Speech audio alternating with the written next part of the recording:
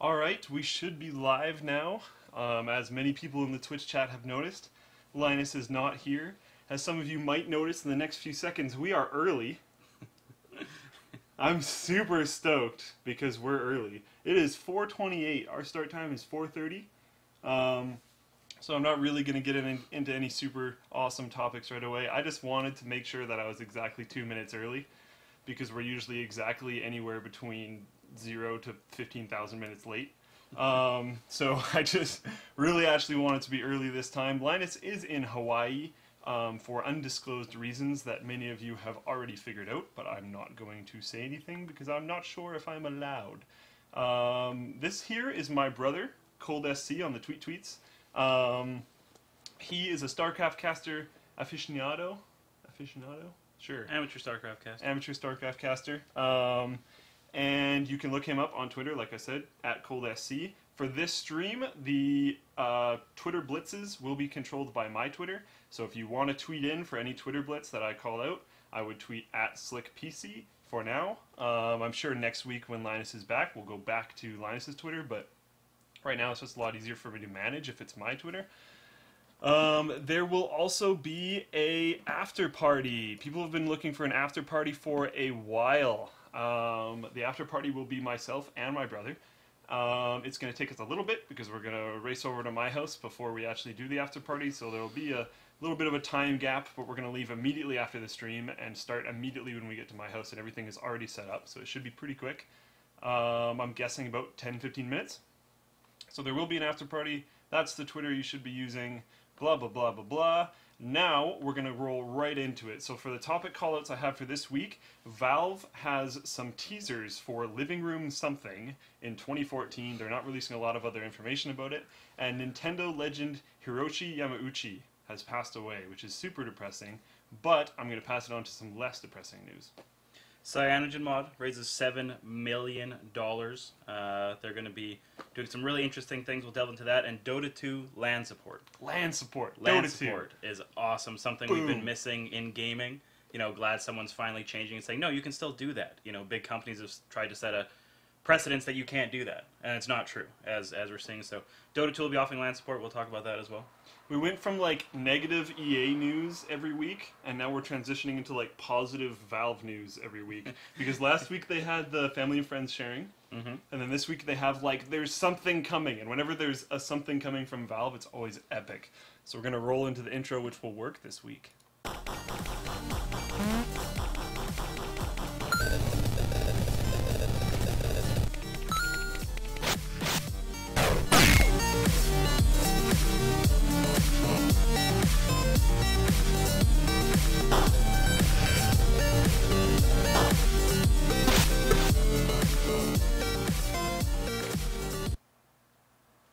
And we're back. I know that had Linus in the intro, but we didn't feel like recreating all the assets for this show, apparently. So that's what we have. The first topic that I want to jump into is Netflix CEO. If I can get you to bring this up on your screen, we'll switch to your screen. So Netflix, not CEO, sorry, Netflix Chief Content Officer Ted Sarandos has said that bandwidth caps in Canada are basically a human rights violation. So as you can see on this website here, it is almost a human rights violation what they're charging for internet access in Canada. And what he's referring to is low broadband caps in place at Canadian ISPs that started around 15 gigabytes. Now, the first thing I noticed when reading this article was like, yeah, okay, that's horrible. I've dealt with bandwidth caps in Canada before. I've dealt with slow internet in Canada before. I've dealt with crappy, terrible pricing for internet in Canada before. But what almost needs to get more attention is like, yeah, Canada is a bad situation right now, but look at Australia. I have a bunch of mods that I talk to constantly and a bunch of forum members that I talk to quite consistently from Straya, as they say it. It's apostrophe, capital S, Treya. It's freaking awesome. I love it. But their internet is so much worse right now. It is. And there's even some places in like the UK where I've talked to people and they have even worse situations than us. So while I'm happy that the Netflix Chief Content Officer is pointing out that it's kind of crap in Canada, it's kind of crap in a lot of places. Do you have any idea what Netflix's presence is in Australia? No. Do they are they a service there? That's Do they have to I'm fake sure, American IP addresses like some Canadians do? That's to interesting. Well, okay, use American because Netflix? it's a service here, but it's craptastic. It so is. are you wondering like how possibly craptastic it is? Or if it even exists in Australia, if they I'm have, because I know because of copyright laws and different things that we have in Canada Yeah. to protect Canadian artists. Same thing with the radio.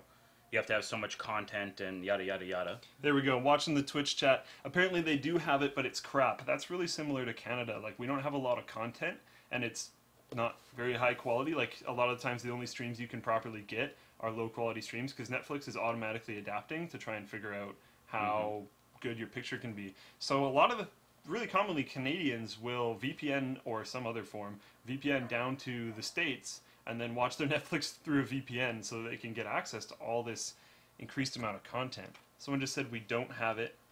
I have other people saying they do have it. Not entirely sure, but anyways, it's just kind of bad everywhere. And this is interesting because for the longest time everyone has praised the internet for being this crazy thing. But now that it's been around for a long time, ISPs got really complacent sitting on all that praise and have done nothing, really. Literally. A lot of ISPs are still just laying copper. Just like, do, we don't need fiber, no one cares, do, and now everyone's like, hey, listen. Everything is going to the internet, though. That's another thing. You know, we're talking about Netflix. It's now what you watch on TV. Yeah. It's how you use your phone. It's how you use, your tablet if you choose to have one. We have a laptop on each of our laps. Internet is going to be the medium for everything, from VoIP to just general surfing to everything we do nowadays. So that bandwidth has to increase. And people are even thinking about, like, NVIDIA is setting up those things so you can stream games down. Like, that's insane. That's going to take so much bandwidth. Every new technology that comes out seems to be internet connected, so that's a really good point. Even in this room, we each have a phone, we each have a laptop, and there's a stream PC. Yeah. Like, holy crap. There's another laptop over there. Like, there's just so much stuff. And in every room We're not in this including house, anything past the door. No, and this is a tiny room. Like, we barely even fit in this room. Like, you guys have seen sometimes if I have to leave the scene, I like climb over the back of the couch and like ninja jump across so that I can actually get out of the room, which is kind of absurd. So we just wanted to bring that up. Netflix does recognize that things suck, and they are pointing it out.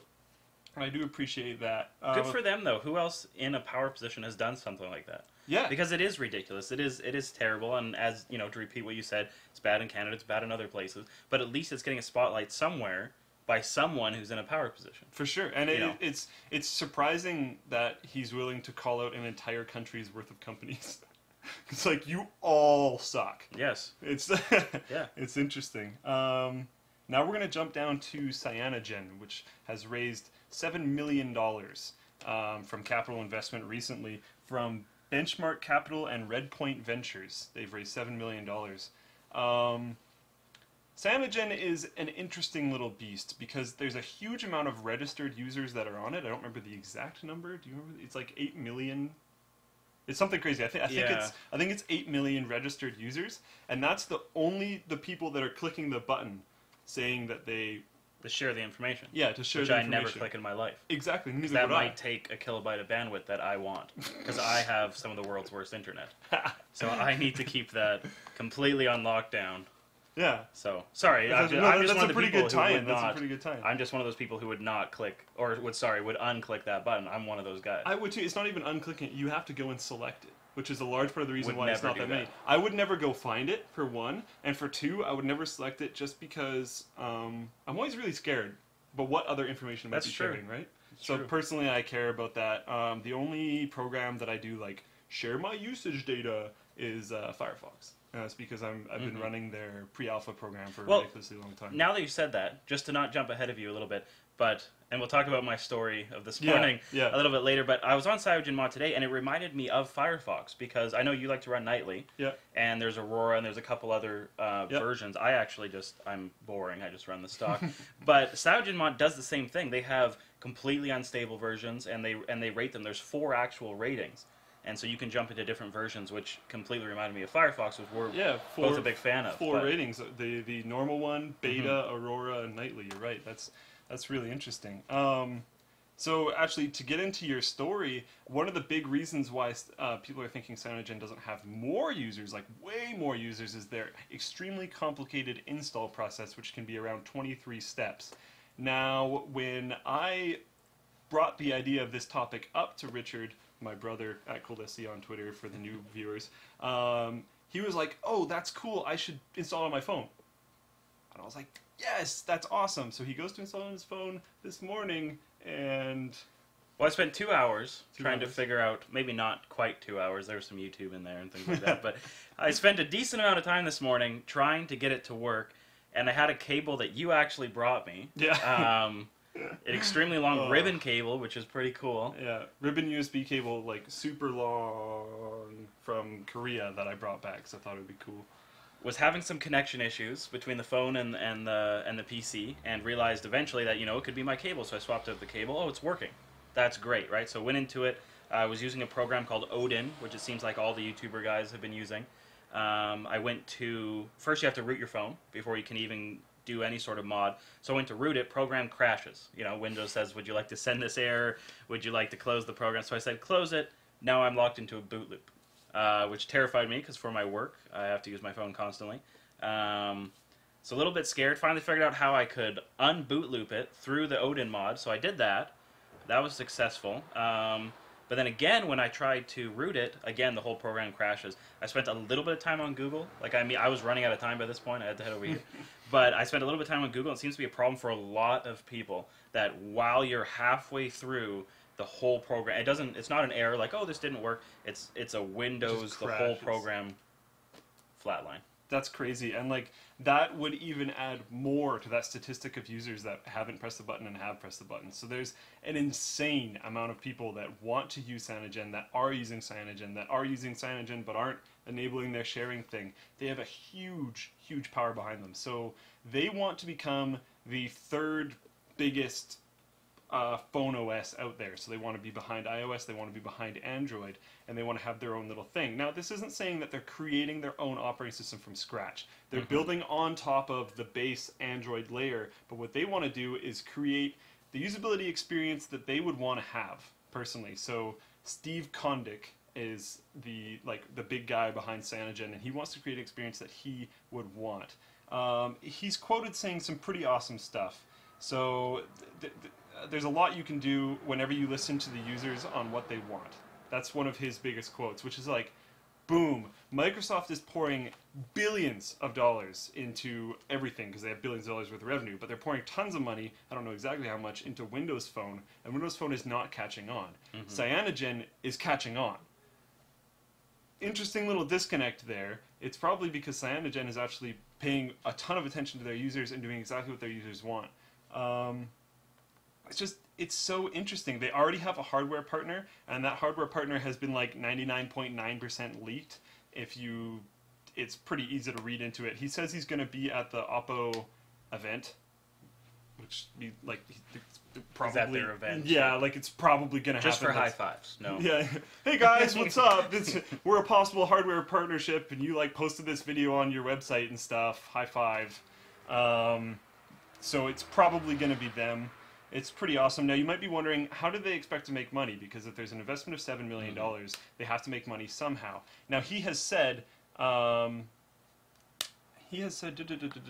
mobile devices out there, they're just not meant for anybody to use. That's a direct quote from him. And then he carries on from that to say, they're essentially mobile cash registers. We want to help you get stuff done and use these things to their fullest potential. So... how cool does that sound? That sounds awesome. All of his quotes are so legit. And then he goes on to say, no comment has been made on how we will make money. But if you're a default OS on a device and you have 50 million users, there's a lot of ways to make money. Now, the only thing I want to throw in there, I can't say I disagree with that. Makes a lot of sense. But what about Reddit? Reddit loses money. That's what we were talking about. That's a good point. So Reddit bleeds money all the time. But as a phone OS, true, I totally understand. It's not an orange and an orange. But it's just, they do need to figure out a path. Yep, they do. Because Reddit is a decent example. I'm probably going to get flamed in the comments, but it's a decent example of a situation where they are heavily used. Like, they call themselves the front page of the internet. They basically are. They are. Yeah. You know? Yeah. But they're losing money, right? Yep. It's just... But Reddit is a very difficult platform to monetize. That once they hopefully do, they will make giant mountains of planet-sized piles of cash because they have the biggest user base ever. But it's true. With an OS like your store, you could have promoted items in your store, which you can, if you have 50 million users, you can rake in money with that. Absolutely. You can take a cut out of your store. You can do other things. I hear you. Instead of like destroying your user audience by forcing ads on their face all the time. Like, you don't have to do that. You can do things that are a lot less aggressive, and you don't have to like hurt your viewer audience. Two things that I want to call out right away. I can tweet these out right now, just so you guys can get them, because I don't necessarily want to put them on stream. One of them is a video that was released by them, and the audio on it's just horrible, so I don't want to make all of your ears bleed. But I'm going to tweet out two things, so you can watch it yourself, but like I said, be careful with that video, because it is a little bit crazy in the audio there. When he's talking, it's fine, and then it cuts away from him talking, and it gets a little bit nuts. There's also a Reddit AMA about everything that's going on, and that AMA has stuff in it that's unreleased anywhere else. So I would actually highly recommend reading through that AMA. Just find the original poster's name in blue, and then Control F for it, and just bounce to all of his answers. That's a really easy way to go through AMAs if you haven't done that before. One of the biggest things they're working on, which would help solve your problem, hopefully, is one of the biggest and foremost things that they're working on is a one-click installer. So that's just kind of awesome, because they have some screenshots out for it, and it's a really difficult process, like you were talking about. Everyone says it is, and there's just so many parts where it can fail. It takes so many different things to work. There's so many different devices, and even finding the firmwares, things like that. It was, and I started with an iPhone. I considered my iPhone useless without it being jailbroken. Like, I've been, and I know jailbreak and rooting, it is different. Of course it is. We understand that. But you've been down that general road. Exactly, the general road. You know, it wasn't my first kick at it. You know, and I did have a limited time frame, but it was difficult. It wasn't a fun experience. And having a one-click installer, a wizard installer, would be so much easier. Yeah, and like if I tried to get... Cyanogen wants to be mainstream now. So if we handed a phone right now to Mom, and was like, hey Mom, install Cyanogen. No. If that phone still works in 20 minutes, or has been touched, one of the two. Yes. It either wouldn't have been touched or totally won't work. I'm going to go with the wouldn't have been touched part. But like, it's not going to happen. My mom is fairly technical for the average mom. Sorry, I'm not trying to stereotype, but it's true. She's quite technical. She plays StarCraft, which is awesome. Sent me a text last night. How do I build an orbital? How do I build an orbital command? Schmur. That's awesome. But like, it just wouldn't happen. It's quite an advanced process. But if that one-click installer comes out, and we're able to hand a phone to Mom and say install Cyanogen, she Googles them, gets their one-click installer, clicks the button, and it's done.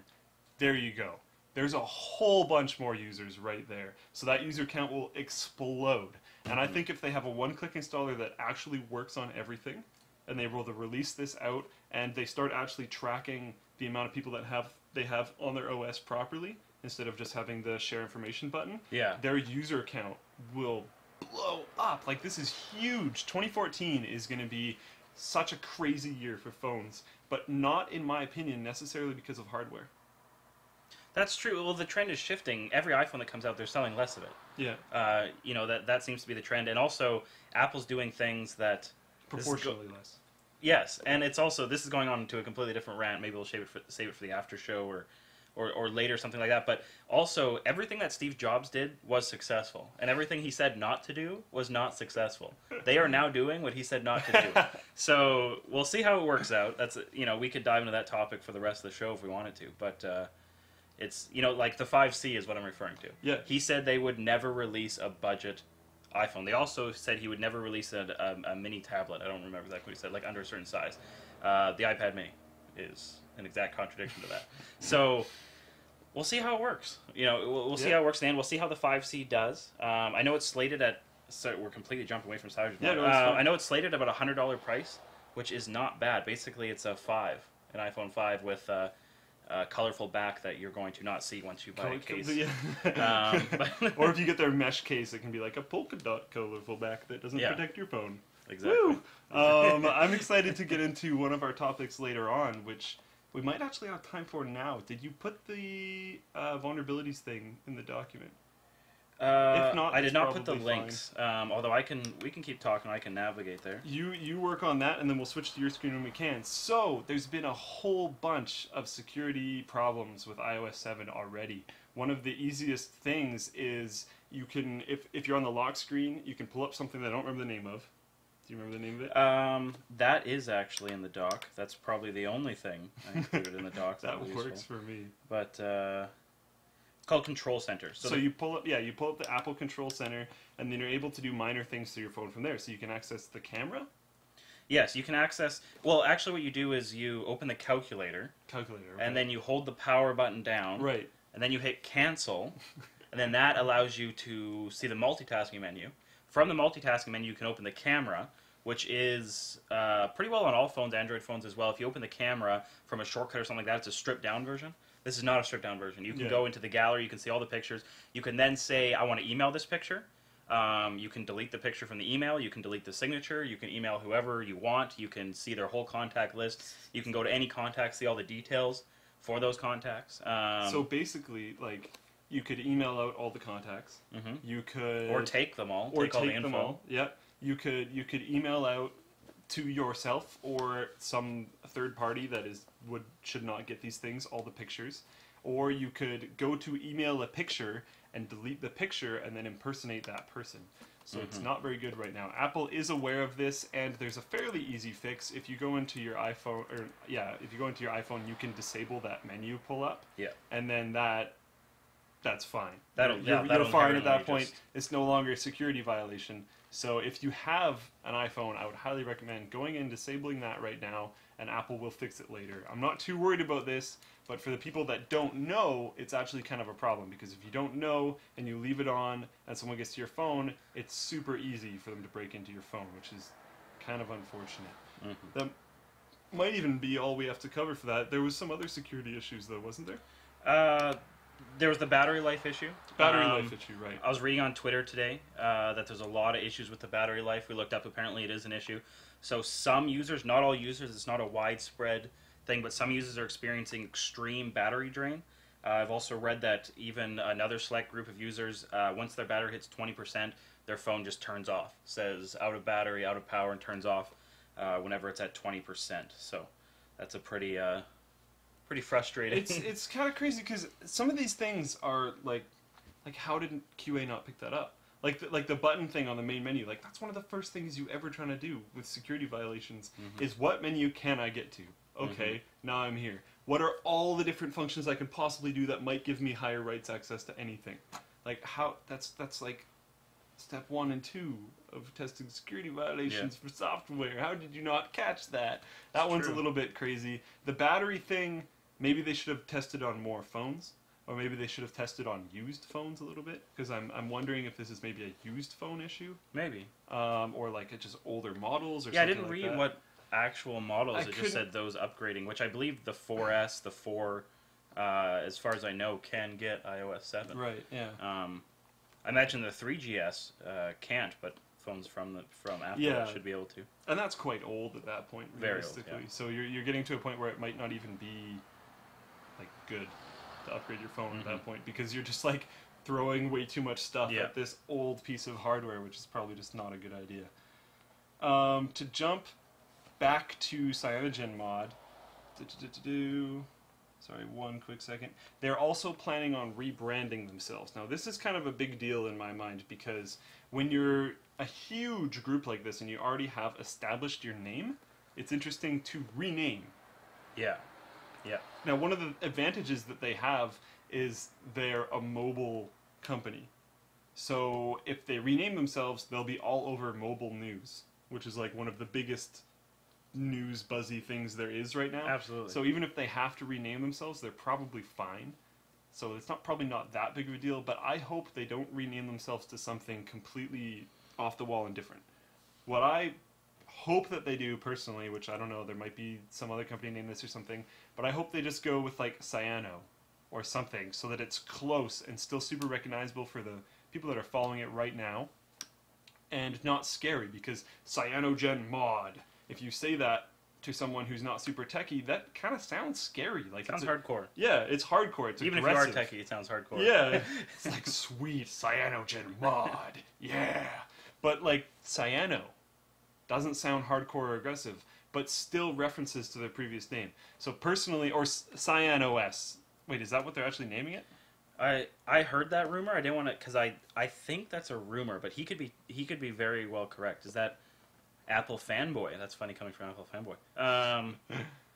But I heard that. I did see that on the internets today, but I have no idea if there's a shred of truth to that or not. Okay, I haven't seen any updates about that, but CyanoS would be perfect, because then you still have Cyano, and you just add an S on it, and then it's still very recognizable. It's easier to say. It's just, that's kind of awesome. So hopefully they go with that. I just want it to still be recognizable. Yeah. That's all I really want it to be. I see quite a few people asking who this is. This is my brother, also known as Cold SC. He's a StarCraft caster, and he's joining us today in lieu of Linus being in Hawaii, because Linus has to be in Hawaii. I don't even really know what else to say about that. I'm going to conference with my mods and try and get them to line up quickly, because anyone who was wondering, the guests for this week will be the mods. So the topics we will have for the mods are all focused around the forum. There's a whole bunch of leaks that I'm going to drop about the forum that Linus wasn't necessarily super happy about, but Linus isn't here this week, and I'm the one that works on the forum along with my mod team and Mr. Wizard and Catman, which no one's necessarily heard of as being part of the team, but will bring in his contribution to the forum in that topic as well. That will start very soon. Hopefully everyone's here. I've notified them that we're going live soon. And just a bunch of other stuff that's going to be happening on the forum in the few months coming up here. Hopefully faster than I'm hoping for, but it could take a little while for all of them. So they're all in very early stages right now, but they're working. Leading up until now, all the stuff that I was going to release is not working. Don't buy the widgets. Stop it. Don't buy the widgets. Those of you that know what I'm talking about, screw you. Don't buy the dang widgets. Okay, so I'm going to call the mod team a little bit early, just because we've pretty much finished up. Do you have any other comments about Cyanogen or iPhone? I'm sure we'll jump back to it. We'll Just probably, how it happens. yeah, it's not surprising at all. So, headphones on. Calling in, don't buy gift cards or widgets. Okay. Calling everybody. We'll see who's all Hello, actually I bought here. the widget. Oh my god. Okay. Who's connecting? We've got Dave, we've got Chris, we've got Dim. Is that true? Hello, hello. So the guy who just said hello, hello is Windspeed on the forum. Dave, can you say hi? Hello. That's Dave with the smiley face on the forum, which trolls the crap out of our forum search, which is hilarious. If you search for members and type in Dave, he's like the last one, just because of his That's smiley probably face what thing. broke the forum search. Probably. It's all that. His Mr. Wizard was right. It's all Dave's fault. It probably is all Everything. Dave's fault. So we are missing some people that will not show up. I think Whaler's here too. Yeah, Whaler's here as well. Oh, is Glenn here? It looks like Glenn's here. So it looks like we're missing Erdino and Mr. Wizard and Catman. So Mr. Wizard is the other admin on the forum. For admins, there's Linus, myself, and Mr. Wizard. And a lot of people are like, who the heck is Mr. Wizard? Mr. Wizard is a buddy of mine that I went to school with that helps a ton with the like deep back end of the forum. So installing heavy applications, managing the database, a lot of that kind of stuff is Mr. Wizard. And he is a core part of the reason why we have a forum at all. Then there's Windspeed, who is also a core part of the reason why we have a forum at all, because he has paid for and managed our hosting traditionally. So for a while there, the forum started at the very beginning when no one ever saw it, when Linus and I were planning on even possibly having a forum. I had a forum running PHP BB, which no one else saw except for me. And then Linus was like, you saw it? Yeah. I guess he saw it, good point. Locally. Yeah. In person. And then Linus came around and was like, we're going to run vBulletin. And that was Oh terrible. God. That was horrible. But we did it, and Mr. Wizard helped a lot in getting that installed because it was next to impossible. And that ended up actually being, in some ways, a good thing, because I found mods who can pretty much deal with any problem we will ever have because they managed to do anything at all in VBulletin. So that's fairly good in that form, but then also terrible because it was horrible. What's up? We're just getting slammed with lag. I have the stream going. I don't see lag personally, but there's a lot of. Then we have some people saying there's no lag. Just a little concerned. Want to try to keep you guys happy. Lag. It's Are we dropping anything? Can't I really don't see. think so. Sorry guys, I didn't mean to kind of like throw a big stop sign there. A lot of people are saying no lag. You know, we might as well keep We're not going. dropping on our side, yeah. Alright, well, we're going to go for now because Phoenix quite a few Revenge people thinks say it's it's CPU good. usage. Definitely. It's all the CPU usage. Chris, how you going? So, yeah. I'm alright. I don't know where to go from there. Whaler is a big part of the forum. He's the folding leader guy, so if you have any questions about folding, go see him. Dim has been our ninja janitor for as long as I can remember. Dave was actually pretty much the first mod that I recruited, and how I recruited him was in the very, very early days of VBulletin. I didn't have any mods yet, and I looked through a bunch of the people that had a good amount of posts, and I was like, he's a nice person. I'm gonna go with him. And then It's I good picked reason him, as any. Spamming them posts. and it ended up being great actually. And then Glenn was also just a super nice dude. He didn't have way too many posts, and I got a little bit of flack for that when I first recruited Glenn, when people were like, "Oh my god, I can't believe you picked a mod that didn't have that many posts, man." And I was like, dude, it's not about post count. And he's turned out to also be a pretty epic mod, and we just lost our call. Well, We're not lagging there yet. So I'm going to go into topics. If you can jump, and we're still recording, if you can jump to the doc real quick. So the first one is HTTPS is now on the forum. So anyone that browses from a like a hotspot of some sort or a coffee shop or something like that, your login information and stuff like that is secure now. So that was a problem before. There's not that many other tech sites that have this, but when we started getting people asking like, hey, I browsed the forum from school, or I browsed the forum from a cafe, and I'm worried about stuff like my login getting leaked, we decided to implement it. And there's also some other stuff coming in. Video's lagging. getting a lot of comments on the lag. A lot of video lagging. Is B-roll around? B-roll, I think, is around. It's not lagging here. See, there you go. Oh, it is lagging here. A little bit of shuddering. Is the audio still fine?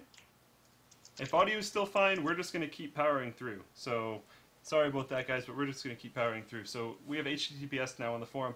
And now, another reason, what really spurred us to get it was the vulnerability on hotspots. But another reason why we had to get it and why we've been looking into getting it for a while, we just pushed it out a little bit earlier because of the hotspot problems, was that we have now installed something called IP.Nexus, which is a part of the Envision Power Services suite, which allows us to have a store. Now we can sell Linus Tech Tips merchandise through this, we can sell things that we've reviewed through this, and another thing that we can do is implement the classified section, which we've been working on for a long time. And the classified section will allow users to BST, buy, sell, trade. You will be able to set up your own sales page, basically, and we're going to try and have a reputation thing built in where people can review sellers, so they can be like, oh yeah, it showed up on time, it was in great condition, blah, blah, blah, blah, blah.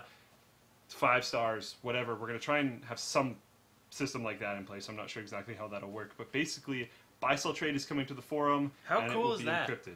Buy, sell, trade Buy, for a sell, bunch trade, of tech guys. and a classified section. So a lot of websites have a buy, sell, trade forum section, Mhm. but we want you to be able to actually set up what looks more like an ad page. So you can show off the product a little bit better and all that kind of stuff. So that, I just sold a case off Craigslist. yeah, The experience could have been better. It know, could've. it wasn't And- terrible, but and- something like this Yeah.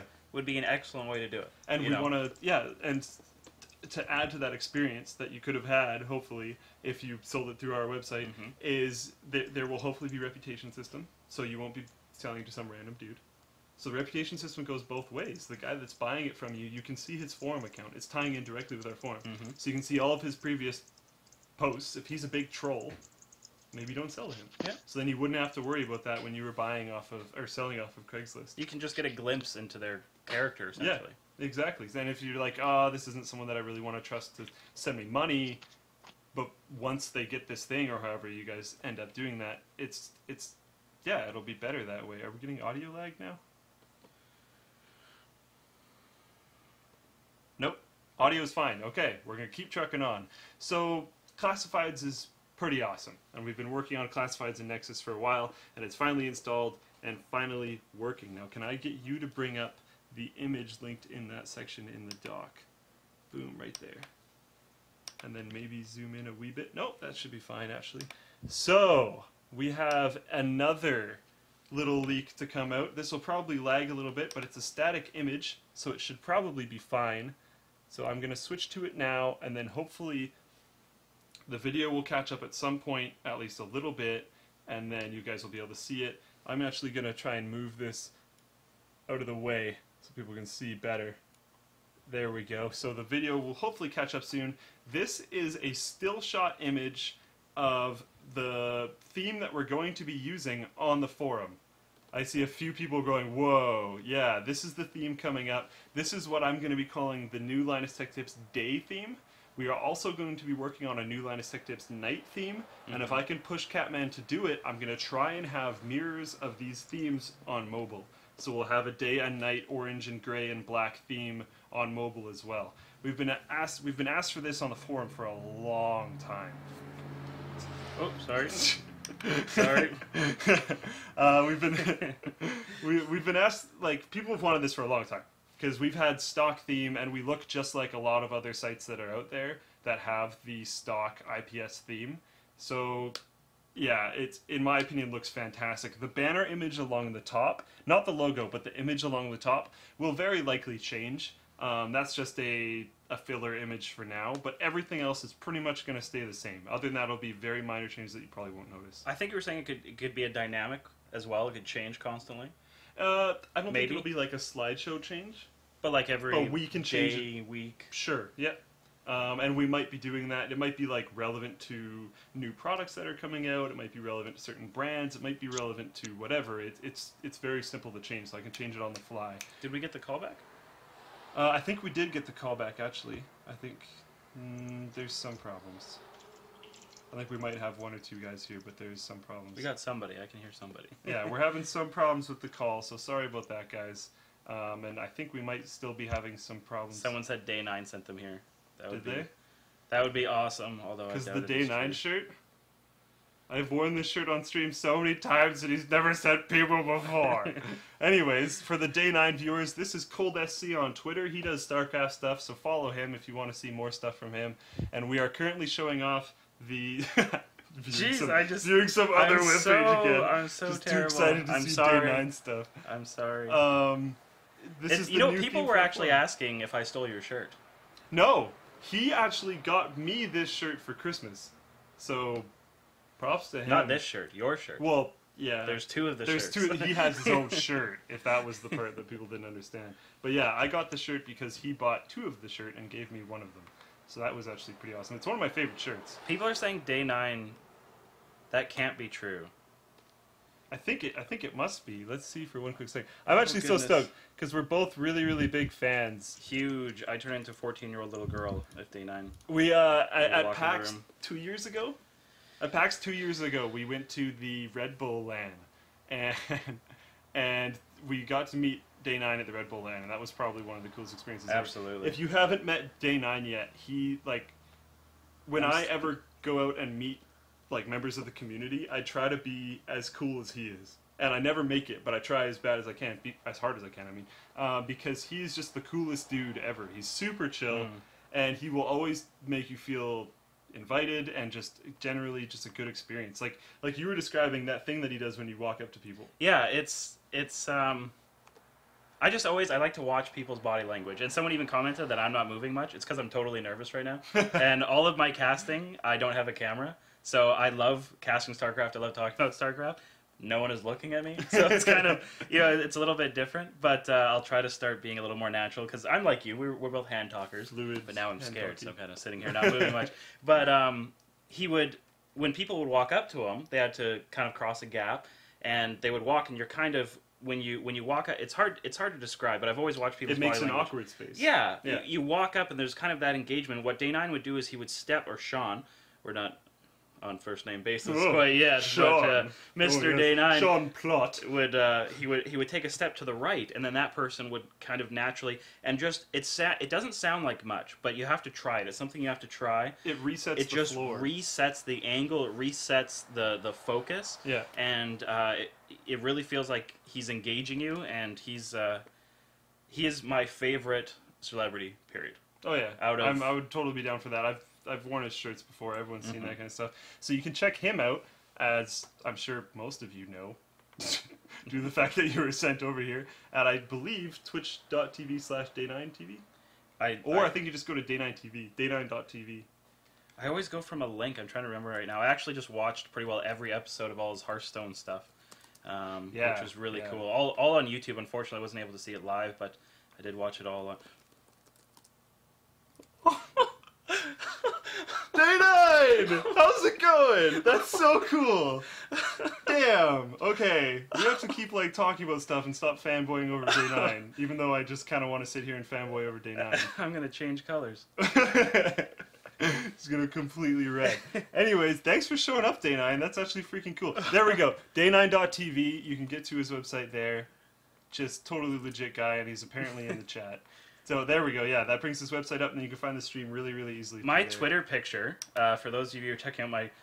You know what? Okay, I'm fine. It's been on my screen for so long. I'll show you anyways. Yeah. My Twitter picture is still Day9 and I. That is one of my favorite pictures, and it has been my picture since I met him at Red Bull LAN. Not this PAX, but the PAX before. Yep. So 2 PAXs ago, basically. You know what? Any actor could walk in the room, and I really wouldn't care that much. But Yeah, no. my little Not really. 14-year-old girl heart is racing because Day9 said something. Okay, so I guess we're supposed to get on with the show now. I guess. I'm I'm just watching the chat like a hawk. trying to do the StarCraft thing. the Sept son. Sup, son? We can fusion core dance. Oh, fusion cord. You got it. It's not. Yeah, you go. Whoa, no. You gotta wave a little bit. That's bad. All right, we'll be okay. What was that? That was water. But it's a see, wave. on one of his streams, he dropped chocolate milk into his pants, and the stream had to go on. So we dropped water on the floor. The but stream the stream has to must go go on. on. So the one last thing to bring up about the website that I can't show you guys really is a lot of different tech websites. You'll notice once you go to the website, you get a landing page that has recent videos. Well, what we're going to have is recent videos that we have released, and just recent news topics, recent trending topics on the forum. We hope to have all that kind of stuff on a landing page at the very beginning, and then from there you can navigate to the forum. So you guys will still be able to bookmark or put little widgets where you can get to the forum directly, or have it redirect on your own end, but we will have the homepage eventually as a landing page instead of the forum, and you'll be able to easily navigate there. But that is probably the farthest thing away from being complete, because we need to get some stylized stuff going on. So Mr. Wizard's got a lot of work to do because he's really good at PHP, so we're going to have him work on the PHP side of things and hopefully get all that done as soon as possible. But like I said, it is going to take a while. Now this segment was supposed to take a lot longer, but we were having some problems with lags, and the call with our mods got completely killed. So Yeah. That's okay. I'm sorry, mods. But I guess I can't actually talk to you guys. Let's see if they've said anything in our little conversation. Doesn't look like it. Sorry, guys. If you want to hit up the mods on the forum, there's quite a few of them. It's really easy to find. It's like join. Works fine. Okay, I'm going to join back, see if we can talk to them. Hello, everybody. I'm still freaking out that Day9 said something. Can you guys hear him? I can't hear anything. I can't hear anything either, and then it just closed again. So it's actually not working on our end, guys. Sorry about that. Can I mod day 9? I would be completely down to mod day 9, but I don't think I'm logged in under anything. Let's go.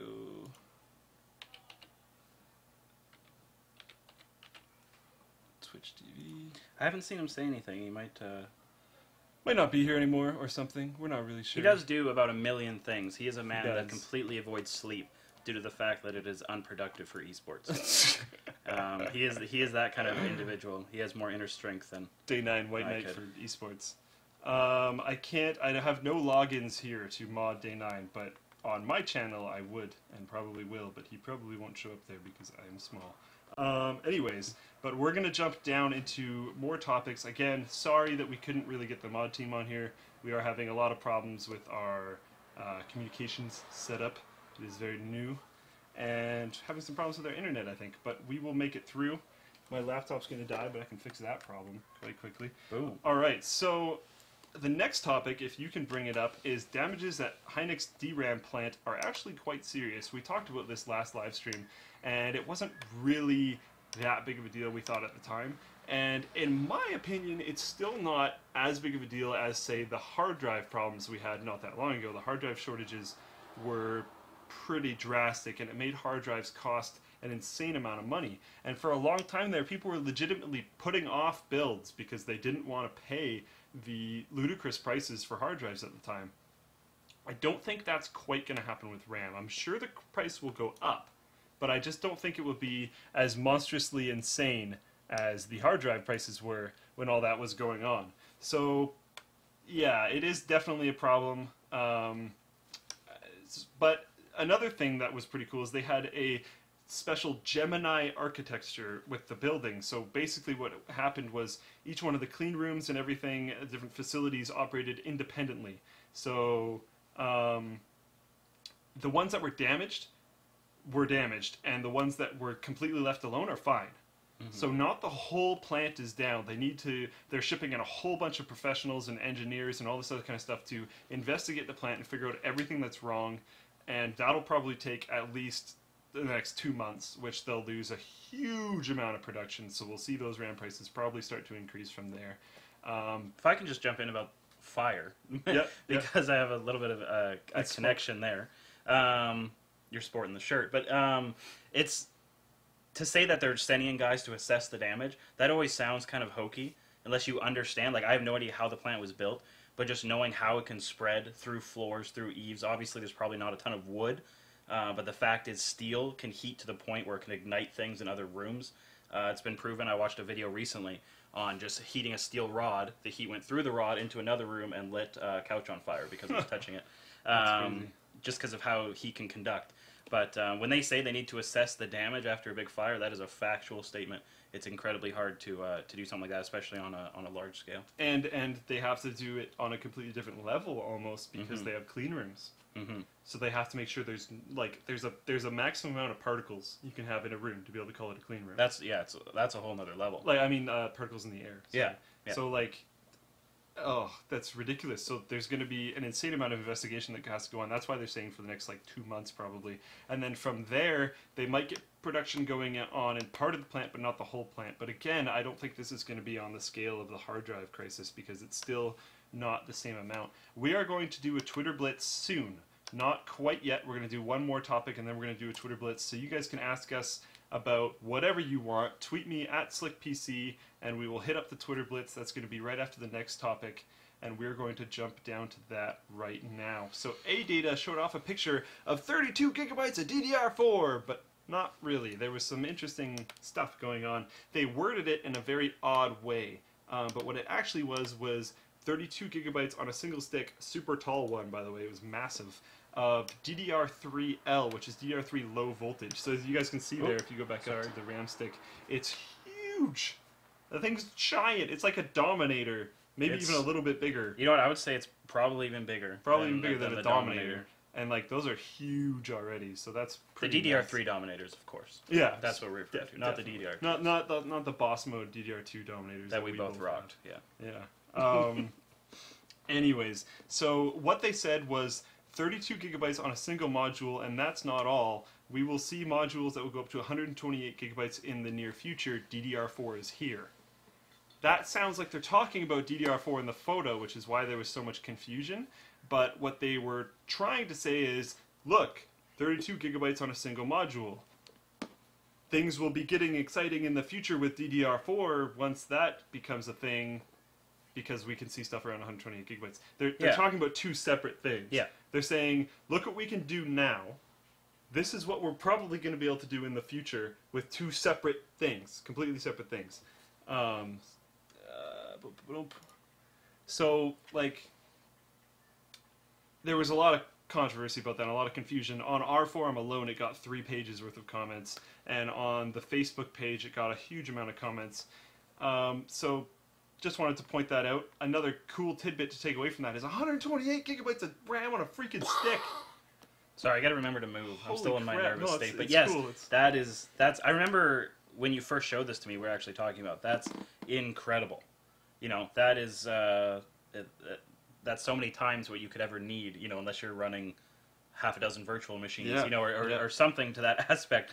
But it's just showing you where we can go and where Definitely. our limits aren't, if that makes any sense. Sorry? You know, showing us where our limits are not. Yeah, You know, exactly. You'll showing, never need more than whatever that number was of RAM. I already don't remember. Exactly. It's like 64 kilobytes or something ridiculous. back in the day, yeah. Dude, 128 gigs. On a stick. Yeah. A stick. And like, okay, maybe this isn't super consumer focused necessarily, but it's still awesome because at some point in time we will need this. Exactly, but everything that starts elite, that starts business class, Eventually will trickle moves down. into consumer. And, like, it always happens. A lot of people are only using about 6 gigs of RAM now.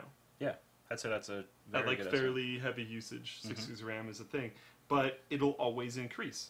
Mhm. So the fact that we will have that available is awesome. And stuff like Haswell IVE. Yep. Nope, Haswell E. There we go. Haswell E coming out, rumors and stuff. 8 cores and 8 DIMM slots with 128 gigs in each DIMM slot. Boom! It's like 1.5 billion gigs, I think. It's probably somewhere right around a billion and a half gigs. It's just ridiculous. So we're basically unlocking limits, which is just fantastic because right there you're getting away from anything you could ever need until you get into things like Knight's Corner, which I haven't heard a lot about in a long time. But come on, Intel, tell me more about Knight's Corner. I'm not even going to explain that any further. We're going to jump into Twitter Blitz before we get into the depressing topic of the day. So hopefully people tweeted me, or else this is going to be super anticlimactic. Looks like they did. I'm willing to bet they did. So if we go to Twitter Blitz. Did you know that Samsung is making the iPhone A7 processor? Funny, Samsung being one of their main competitors. You actually pointed this out to me. And he asked, guess who's making the A7 processor? And I guessed it, but just because I thought that would be hilarious. Mm-hmm. Not because I necessarily even thought it would be true. And I was thinking, like, okay, who could make this? It's not Intel. So who else is it, right? The thing is, and the article that I was reading stated it very well, is it's hard to find someone who can produce that kind of technology on that kind of scale. It's not like you can be like, well, I don't like you. I'm going to go down to Bob's Hardware and, get Bob to do it. Just buy a few chips, no big deal. I haven't talked to Bob since, like, the 2011 Christmas party, but I'm sure we can... bro fist it up, and he'll make me... It doesn't work like that. He's one of those people where you could, even if you haven't met each other for a long time, it's still instant click again. Yeah, it's Nothing's just, ever good. changed. There's He's no always drama. the same guy. Been the same since grade 12. Exactly. No big deal.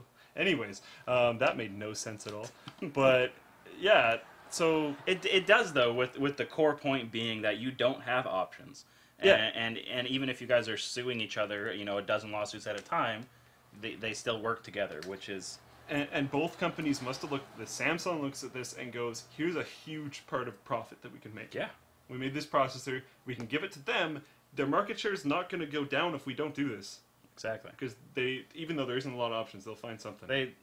Out of necessity, they would. Yeah. So make a ton of money or don't make a ton of money, and there's not much else going on there. Like, they might have lost a little bit more market share, but it wouldn't have been that significant compared to them being able to sell the chip to them. And even they might lose a minute amount of share, but they're just gaining cash. They don't have to market these chips. Not at all. All they're doing is just mass producing, mass shipping them. They set their price. Obviously, I don't know the exact numbers. Yeah. But something like that doesn't take nearly the same risks as something you're going to produce and then try and sell. Yeah. Take the S3, the S4. Even though those sold incredibly, the Note 3, that's going to sell very well too. Oh, of course. It's not a technical guarantee. Or if I go, hey Luke, I'm going to go to you. I need 1 million of these, probably more. But let's say, I need 1 million of these chips. Sure. And you come back with a price. That's such a linear trade. Yeah. That it's such a business smart and easy decision that they could never pass something like that up. Yeah, so it's smart on both sides. Apple got a great chip. The A7 is a great chip, and Samsung made a whole bunch of money. So like it makes sense. And while these companies are huge, that's another thing you have to realize. So while part of them might be competing with another company, it's not necessary that the whole company is competing at the same time.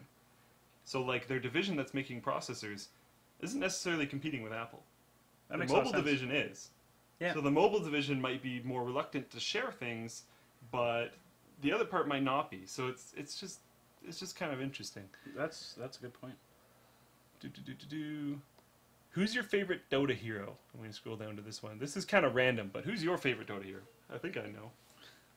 The I've only played a couple of games. Dwarven Yeah, I've Sniper? only really played the sniper. So. Yeah, he's pretty cool. I like Dwarven Sniper too, but I'm going to go with Drow Ranger. That was a little bit more random. Clark Martin, it's his birthday, so shout out to you, man. Happy birthday, dude. Happy birthday. I like his picture. Me too. It's pretty awesome. Large capacity RAM versus low cast latency RAM for gaming. I'm actually going to be releasing a video very soon where I'm benchmarking cast latency and timing differences on RAM. Now they're all 8 gig modules. It's actually the same kit. I'm just changing latencies and timings. And then we're going to show that performance compared to cost of a stick of RAM that has those specs. So I took a really, really high-end stick of RAM and I turned the settings way down and then incrementally turned the settings up. And then we're going to show cost per performance for that kind of RAM. And it's an interesting story. I can already tell you what it's going to be. It's not really worth buying super high performance RAM because you do gain performance, but it's a very low amount of performance that you're gaining. So Is it noticeable is the question we got to start asking ourselves, yeah, not really. Yeah. The moral of the story is probably buy a 1600 kit, and then there you go. Because that's kind of the sweet spot. Although you'll be able to decide your own sweet spot once we're there. I just scrolled. And it's way really, high up. Linus and yourself are huge hardware buffs. I love computer hardware, but I'm not on the same level as you guys as hardware buffs. I'm a little bit more, I guess, blue collar, which I'm sure some of your viewers are as well. And for me, something like a 1600 for RAM is perfect because the bang for your buck is just, it's there. You can get it for a great price. It works great for whatever you're doing.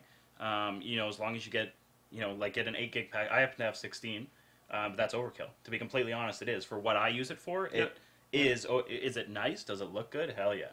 But is it technically over and above what I need? Yes. And I just think RAM, especially with something like RAM, that's where you can save a little bit of money, and get an 8 gig kit, and you can be set. Of course, if you want to do more than that, It's possible. And then even then, you can buy like Dominators, low-end Dominator Platinums are not that expensive. Like they're not that bad. And they look as long as you go low enough. And they look freaking incredible. You can instantly make your build look so much better. Yeah. By throwing in some Dominators or throwing in some other RAM that looks sharp. Like I know Corsair LPs. Yeah. Look great because they're low-profile RAM with a solid color, so they can just very easily go along with any color build you want to do, which is awesome. I think we're gonna get in some builds later, eh? Sorry? Off the forums. Look at some builds off the forums later. Oh, Maybe not. I forgot to make that PowerPoint, but we can We figure. can just go look. Yeah, we can just go look on the. That's what I do from time to time. Yeah.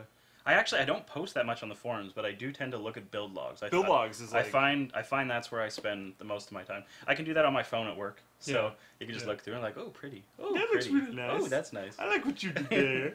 That's pretty good. Yeah. So I don't know. That's pretty cool. Will there be an app coming out for the forum? I know I've been sitting on this one for a while. Probably not. What You have a mobile version, correct? We have a mobile version, and it's pretty good. And an app, there's no merit in that. An app would be better because an app you could have preloaded assets, so like our logo and all that kind of stuff could be preloaded, so it could load things faster, and it could use less bandwidth, which is another thing. So like there is definitely merit in that question. That's but true. It's a lot of work. It's a huge amount of work. So Yes, Tapatalk. We do have Tapatalk enabled on the forum, which is kind of an app for the thing. Not really, but it is pretty good. So you can try that out. I would check out Tapatalk if you really want an app. But yeah, if it comes, it won't be for like at least a year or two. And then even then, probably not, because we have so many other big things we want to focus on. Earlier in this cast, we talked about how we're doing HTTPS, IP Nexus, classifieds, the new theme, content, which is going to be the new homepage, like all that kind of stuff. We have huge projects that we're working on the forum literally every single day that we want to get done. All of these ideas and all of these projects, including other ones that we haven't talked about at all, before we would even start thinking about a mobile app. So I don't know. That's all I have to say about that. I have to agree with all of that. Yeah. That's kind of a boring answer. Oh, yeah, but but it's you guys are constantly progressing, constantly looking at what everyone is asking of you, and trying to go down that path. So it's constantly evolving, and it's great to see. Anyone who's used the forum since the very beginning realizes this. You know that it's been a constant growth from day one. I was streaming the other day, and Windspeed was watching my stream. Windspeed's one of my forum mods. Yeah. And someone was like, hey, it would be really cool if we could have, like, X-Fire tags on the forum. Yeah. And I was like, yeah, that'd be pretty cool. I think I've seen a hook about that. And I was, like, talking for it a little bit, and Windspeed was just like, it's done. Just like, boom. Windspeed? Yeah, that was pretty fast. You have some boss forum mods, that's I know. for sure. It's kind of, I got pretty lucky, to be honest. They're pretty epic. I'm really, really, really picky about my forum mods. But, like, that just shows the agility that we've had with the forum. We've moved as quickly as we possibly can at all points in time. We had PHP VB, and then we had to install VB. And then we were like, nope, this sucks. And then we installed IPS. Yep. And then IPS came in, and then we were like, hook. Different add-on. Okay, people want classifieds. Okay, work on this. Classifieds isn't really secure. Logins aren't really secure. Fix that. Blah, blah, blah, blah. Well, and at that time, you're talking about when you're switching with VBolt and all that stuff, your stream was in a garage, and it wasn't the best lighting setup. Like, this lighting setup is gorgeous. This room is gorgeous. Everything is constantly getting better week by week by week. And yeah. Perhaps enough patting on the back. Maybe back to Twitter. Sure. Yeah. Okay, back to Twitter. Sam DB, he's asking if he can get a birthday shout out. I thought your birthday already came and went, but either way, happy birthday, man. Sorry, which one is that? I missed Sam DB, also known as just Sam. Oh, there he is. Okay. Yeah, right at the top. Yeah, there. with the awesome picture there. Yeah. Streams low volume. Sorry, bro. Play StarCraft against each other in the after party. I'm not quite sure how we could stream that. I think we could. I'm not sure how entertaining that You'd would actually crush be. me. We would both be. Well, we'd both be just focused on what's going on, and Yeah. Well, I'd still maybe we talk could a set lot. that up for some time. Sure. Or maybe we can set up like viewers verse and I'll cast Maybe it we or should do something. viewers first. Something. We'll figure something out. We could even have viewers versus with like you and me versus viewers or something. Something. But I don't think it would be that entertaining for us two because he knows exactly what I'm gonna do, and not even because of that, he's just way better than me in general. So those two combinations where I'm You not only gonna do change one my thing. strategy because I only do one thing, and that he's way better than me in general is a bad combination, meaning I lose. So it might not be too eventful. Maybe some Hearthstone. That's cool right now. We Or could do maybe some Hearthstone. Counter-Strike. Yeah, there's a ton of stuff we can do on the after party. There is going to be an after party. The after party will be twitch.tv/Luke_LAFR. We gotta go to your place. Yeah. It shouldn't take that long. Yeah, we'll be up We're pretty quick. close. We'll be up pretty quick. Did you check out the Star Citizen Hangar module? Guys, if you backed Star Citizen, get on that. Go to the website, download the Hangar module. Holy crap, it's freaking cool. You can check out the ship that you have because you backed. Hopefully you have a ship because you backed. And it's really nice. They don't have a ton of graphics settings yet that are available. They don't have AA. They don't have like a bunch of other stuff, but like check it out. It's fantastic. This is largely going to be driven by me, but Linus is also a huge fan of Star Citizen, so he's not against this idea when I proposed it at all. But what I want to do is have benchmark runs for every iteration of Star Citizen. So soon, I'm like halfway done running it actually. And because Linus is away, I might actually just film the whole thing myself. But I'm going to have benchmark stuff for the Hangar module. And then when dogfighting comes out, I'm going to have a benchmarking video for dogfighting. And then whenever the heck comes out after that, I'm going to have a benchmarking video for that. And I'm going to try and have benchmarking videos along the way, which they may not be super accurate with how hard it's going to be to run the game when it's out. But the game's not out for a really long time, and we think it would be interesting to show the progression of the game. That too. It's kind of an iconic game right now. Yeah. You know, so it might not have 100% of the value as maybe another benchmarking game, Yeah. but it also has the value that everyone is watching this, everyone's following it. How many Star Citizen shirts did we see Oh at my PAX, God. not including your own? Yeah. It's just iconic. You know, That- that's the best way to summarize everything I want to say, Yeah. is that, you know, a lot of eyes are on this project. For sure, and like with the amount of people that are backing it, it's going to define a part in gaming history. Like Yeah. just with the amount of money that's been spent on it, with the scope of this project, and the amount of people that are into this game, like it doesn't matter if you ignore it. It's going to be huge. Yeah. So we might as well try and track it as best as we can. That being said, it's not like we're not going to have... I'm going to have a benchmarking video for Battlefield 4. I can give you that right now. I'm probably going to have a benchmarking video for GTA 5 whenever the heck it finally comes out for PC. Make it fast. And like, I'm going to keep on covering all this stuff. Just I also want to have all the iterations of Star Citizen along the way. Mm-hmm. We're not really blitzing this Twitter. We're spending a little bit of time on it, but oh well. This is a siege, a Twitter siege. Twitter siege. Just- We will break down the walls, but it might take a little while.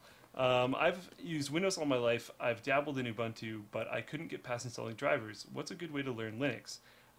There's tons of different videos online. I'm surprised you had problems with drivers, actually, because a lot of them just use general Linux drivers. So with Ubuntu, as long as you can get an internet connection, it shouldn't be that hard, really. Now, that being said, of course there's problems. So if you have problems with a core driver, that's really unfortunate. But I can't think of any websites off the top of my head, but there's tons of them. I just can't think of them right now. I have them bookmarked. That can help you with this kind of stuff. But one of the first things, install your drivers. Make sure everything works. And then try and go in and install all the programs that you want. Try to do it manually through command line. That will teach you very quickly. And start trying to navigate through folders and everything through command line, because that will teach you a lot very quickly. Or if you just want to be a casual user, once you get those drivers installed, there's not much left to do. They have their own little version of an app store and all that kind of stuff. So, yeah, I've never had driver issues with Ubuntu either. I've actually never had a single driver not automatically detect and install itself. But there's obviously potential for problems, so that's quite unfortunate. What do I think of this Shine 3? Shine 3 is pretty epic. Fade Reactive is like Yeah, the coolest thing ever. yeah, for sure. So what Fade Reactive is reactive mode on a keyboard is when you're typing and it lights up when you press down. The problem with that is the second you let go, the light goes away. So it doesn't really do much, even though It's just kind too of cool. quick. Yeah, it's too quick. So Fade Reactive is it puts a fade on the light. So it turns the light on and then it fades away instead of just turning off. Super cool. So it gives this really cool effect, especially if you type really quickly. So that's awesome. And like realistically, once you get past a certain point, you're looking at build quality and features. Mm-hmm. So while that might not seem like a super big deal to some people, That's what you're looking at when you're another feature. purchasing a Ducky or a Philco Yeah, or you're looking at something features. like that. Yeah, absolutely. I wish my Year of the Dragon had the fade away. Yeah, You know, that would be awesome. That But I would still be love awesome. it. But yeah. So yeah, if no one caught that, he has a Year of the Dragon, which is pretty badass. Bottlenecking is a really weird I concept. actually saw that tweet while you were talking, and there's just not enough information there. I feel. I would post your entire system spec on the forum, and then try and get people to help you, because I'm assuming you're trying to squeeze more frames out in video games. But like, what are you trying to do? Are you trying to render videos? Are you trying to play video games? Because it's different depending on what you're doing. Or do you just want a quicker interaction with your computer? You Yeah, know, or something like- you know, yeah. like you want Windows quicker, your Chrome, or you know, your email stuff like that. Then I would say, well, don't worry about those stats. You know, grab an SSD or something like. Or does he have an SSD? I don't know. So post all your specs on the forum and try and get help there. Someone asked what I'm running in Star Citizen for packages. I have a Hornet and a Drake Cutlass. Hybrid drive versus SSD cache for gaming and light work. I'm interested in this. I'm going to sit back just like everyone watching right now. I'm interested on this question. It's interesting. You're going to spend more money with an SSD cache because then you have to buy an SSD and a hard drive. Mm-hmm. Albeit a small SSD, but still. Still expensive. And you'll get a better experience with that, but you're spending more money. So it's like a hybrid drive is, in my opinion, I'm running a hybrid drive in my laptop. I'm running a Momentus XT. Now, I like that because I have a whole bunch of storage. It didn't cost me a ton of money, and it's pretty quick. It's not super fast, but it's fast enough for me. So if you need that speed, I'm assuming you're dealing with a desktop because it's 2 drives. If you need that speed, you can set up that cache. But you're getting into the point where like you might as well spend the 50 extra bucks and then just have a dedicated SSD. So I don't know. I would either go, if you're strapped for cache, I would buy a hybrid drive. If you're not strapped for cache, I would buy an SSD and a hard drive and run them separately. And run like your OS and maybe a few core programs on the dedicated SSD and then just a hard drive for storage. So That's what I do. yeah. Do we have plans for another build log anytime soon? Yes, Linus will be doing that. How do you feel about the BlackBerry news? I saw that as well. I don't know the BlackBerry news. Me neither. I've been so focused on Unless iOS 7, CyanogenMod. Yeah, unless it's old. This is older BlackBerry news with them like looking to sell themselves. Oh, is that what? But That's kind of older. Not that new. Yeah, sorry, we're gonna move on. Slick and cold. Yeah, we got a tweet. Got to give a shout out to Mom. Hey, Mom. Hi, Mom. How's it going? Slick and cold. Are you still squealing about Day 9 TV noticing you guys? Just internally. Just internally. Just internally. No Just vocal internally. squealing. Well, I did a little. No more vocal squealing. Yes. Oh, they laid off 40% of their workforce. That's Oh, not really? to be unexpected, though. Horrible. That still really sucks, though. Oh, of course it does. But, like... That's a lot of additional people looking for jobs in an economy that is not very accepting of that right now. But to be honest, if I was a worker of BlackBerry, I hope they would already be looking. That too. That's a good point. But because there's been a lot of problems there, and like sometimes you got to read the cards. Now, a lot of these people might not be able to get jobs, so that's a huge part of the reason why this sucks. Because there's not very many places to go. But maybe like someone just said, hey, they can maybe join CyanogenMod or CyanoOS or whatever they're now calling themselves. So that's BlackBerry employees in the audience, all 40% of you. Apply to Cyanogen, because that's probably not a bad idea, and you need to move from there, definitely. Do you have something to say? I feel absolutely blessed. I've had 39 followers today. I'm 1 away from 300. Boom. So feeling 300. You got to blessed. screenshot 300 because that's kind of a cool number. That is. I've screenshotted 57. No, not 5757. I've screenshotted 1337. Yeah. And I remember that one. And 57, and I don't know if there was other ones, but yeah. Pretty epic. I think we might be able to be done with the Twitter Blitz for now. We've taken a little bit more time than I was hoping to with the Twitter Blitz. So How we'll about be one done with more? that. Because someone tweeted at both of us. One more. Where's this? So it's actually. Oh, I'm not sure. I guess we can't pull it up because they tweeted it. They tweeted 36 switch seconds. to So go to the here. very top. Boom. Boom. There we go. Okay, so Amit Nareen? Or is it Amit Nareen? I know because I've actually known 2 people with, it's spelled A-M-I-T. One was Amit and one was Amit. So I'm not actually sure which one that is. But saying, what do you run in your personal rigs? I run a 3770K with a MSI 660 Ti. I have which I actually got from you for my birthday, which was pretty cool. I got a Samsung 840? No, 890. Samsung 840 Pro. 840 Pro. It's 840 Pro SSD. And then I have my black and my green Western Digital drives for storage. I think I covered everything. I got 16 gigs of RAM in there. Basically. Yeah, there's a few more components, but like the main 2 things that really matter, in my opinion, when someone asks your system specs, is like your processor and your graphics card. Yeah. For what I'm doing, so like you covered those. Yeah. So my like really baseline idea of my system specs, and now these are subject to change. I'm planning on bringing a completely new rig, which I will be doing a build log for and all that kind of stuff for the PAX BYOC LAN next year. Mm-hmm. I was going to do it this year, but then I was like, I don't have enough time or finances to get this done properly, and I want to do it properly. So for next year, BYOC, I'm planning on having a new rig. But anyways, right now I'm running a 2600K and a Galaxy Super Clocked 660 Ti. Cool. Yeah. It does. It kind of... it could get more performance. I would like more performance. But...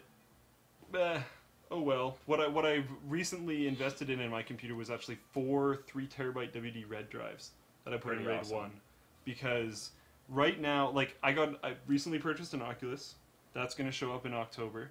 But right now, without the Oculus running, I can run most games at fairly acceptable settings and fairly acceptable frame rates.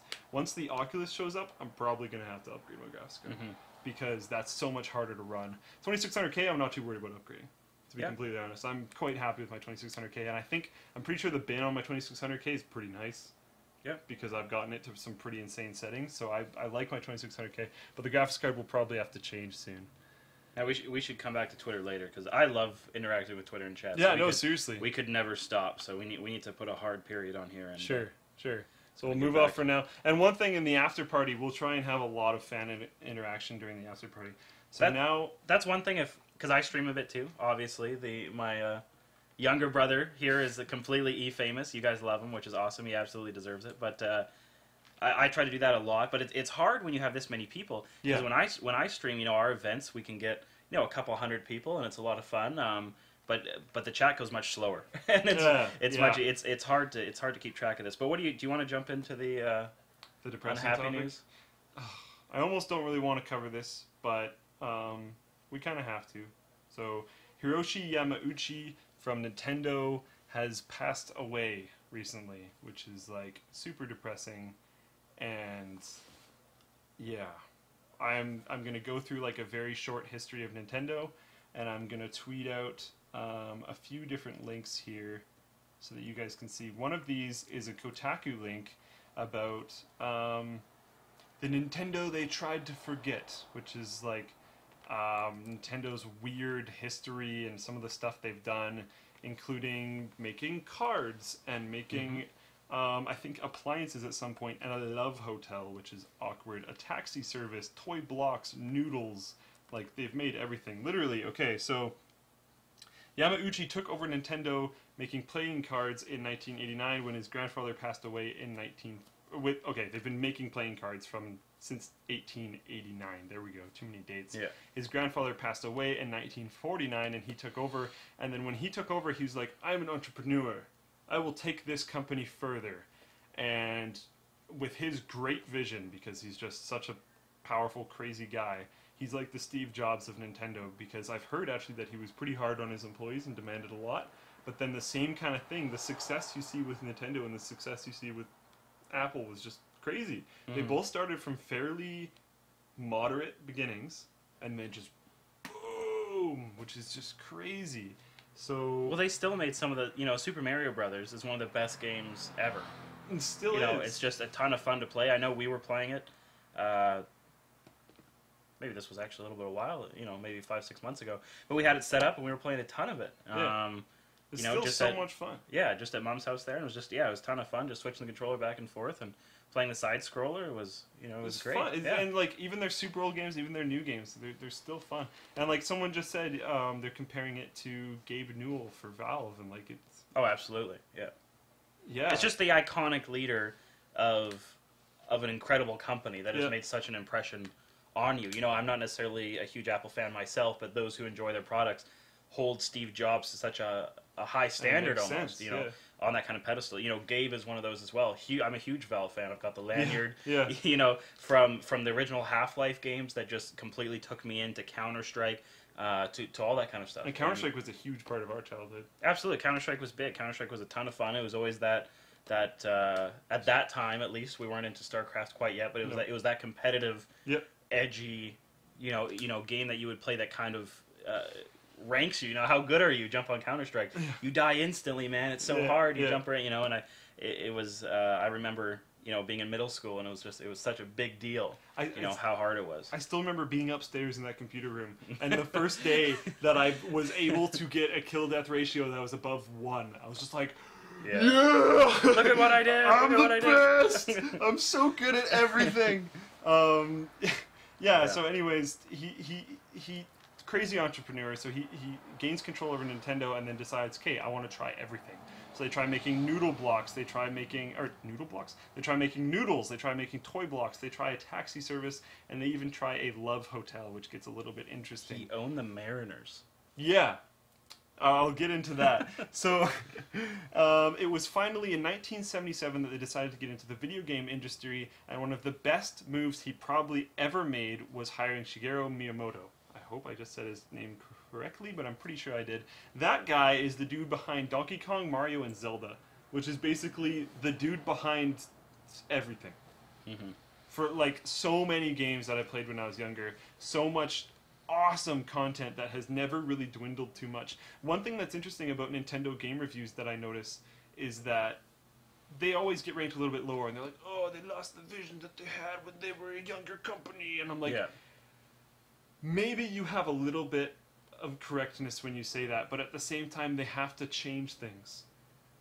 They have to move forward, and I'm a huge lover of previous Mario games, but the new ones, they have good mechanics. Yep, and they're they do. bringing in interesting stuff, and I don't think you can hate on them that much just because you have such a desire to play the old games. It's the exact same thing with music. Yeah. And bands, that you expect them when they come out of high school and they're making, you know, their kind of edgy stuff to make the exact same material When 30 they're years 45, later. yeah. When they have 2 kids, 2 Yeah. houses, you know, all this kind of... When their world is literally could not be more different, they cannot come out with the exact same stuff. They have to develop and change because they are developing and changing. Yeah, exactly. You know, you can't just stay static. They can't come out with a side-scroller every year for 20 years. It's just not going to work. You know, and if they tried, they would almost be doing shame to what they did have. They still that classic. do, but it's that like it's changed so much. But it is, yeah, exactly. Yeah, It is changed, and they have to. Even though I'm one of those guys that I'm like, this brand new Zelda doesn't give me the same feelings that the old one and did. it doesn't for me, but But that 6-year-old kid, yeah, you know, with his Game Boy, playing it away, is doing the exact same thing we did, and he's feeling the exact same way we did, and he's making the same style of memories that we did. So which is fantastic. And Nintendo's always been like that. So again, I'm super sorry to see this guy go. He steps down in 2002, and he's one of the richest men in Japan. And one of the funny purchases that he had was he was the owner of the Seattle Mariners, which a lot of people don't know, but that's true. He was the owner of the Seattle Mariners, and he finally sold them in 2004. He's most well known for making the NES popular, because at that point in time, the video game industry had kind of had a crash, and he brought it back with NES, and it's almost seen as the rebirth, or it's quoted here by Aaron Suporis. Suporis. I'm not entirely sure. The Verge's Aaron something, starts with an S, as the catalyst for the rebirth of the video game industry. Which, like, just imagine that for a second. Mhm. We might not have so many games, we might not have this culture that we have now if it wasn't for him pushing the NES as hard as he did. So I'm well, imagine very sad. imagine the SNES flopped. Yeah. Like, what Where would have would we happened? be, It would be really? totally different. You know, someone was saying Dreamcast for the win. Dreamcast is awesome, but not enough to create and really push the industry through that early years. The early years is always the hardest. And someone was saying Pokemon. Pokemon was huge. Pokemon was probably a bigger part of our gaming childhood than even Counter-Strike. Yep. You know, we both had Red and Blue and, you know, played a ton of it. And, you know, like if those titles, you know, Final Fantasy VII, you know, if those titles, those specific titles didn't happen, you know, where would we be now? It's an interesting idea, but he definitely helped shape where we are now in you know, and esports is now a thing. Yeah. You know, and it's only growing. It has never taken a step back, and he was the catalyst in the rebirth Absolutely. of which Absolutely. is super cool. And like, oh yeah, it's just freaking awesome. If you're big Everything into about that is computers, awesome. video games, you know, they're combined, but even if you're one and not the other, you still have a, you know, maybe a moment of silence or something, you know. Yeah. Remember this man with respect. I because, kind of did, because I read the article last night Yeah. for like the third time, because I can't remember exactly when it happened, but after I was finally off work and able to sit down and read the article, I just sat there and was just like, wow, holy crap, that actually just happened. Like, that's such a big momentum change. Like, yeah, he stepped down from the company a while ago, but it's still like, holy cow, this guy's gone, which is just so not cool and so crazy at the same time. So we're going to move on to a less depressing But in my opinion, not super surprising or interesting. But anyways, PlayStation 4 will support video capture via HDMI. PlayStation 3 did not support this. Pretty cool. But We were actually at PAX with, and we were watching a panel, and they were talking about, how can you capture out of a PS3, out of an Xbox. It was a live streaming panel, and it was really interesting. There's a lot of people there with a lot of questions. Obviously, I'm not big into the consoles, but they have to figure out a way for them to stream. Xbox One, PlayStation 4 is going to fix that with stuff like this, capture straight from HDMI. Usually they try and block that. They actually go out of their way to not allow that. Yeah. And it seems like PS4, I'm not completely up on the news, but it does seem like they're doing everything they can to appease their customer base. Said, you guys want this, you don't want that, that's what we're doing. I remember the GIF came out, and I don't even know who it was. They were both wearing suits. I believe they were decently high up in PlayStation, and they said, I don't have my phone. This is how you share games? Yes. This is how you share games. Yeah. And he was just, well, thank you, sir. Yeah, and that's how you share. Just poking fun, obviously, at the Xbox. It was awesome. But I really enjoy the angle that PS4 has been taking. At least all the media that I'm seeing on it really seem to show that they respect and listen to their which is really base. cool. And I'm not even interested in buying one until they hopefully release some variation, so like PlayStation Slim or whatever, of any of the new consoles. But it's still kind of cool to see this. But I hate to poke fun at console gamers, but all I really expect to see from this is more 360 no scopes and GTA car crashes on YouTube, which is I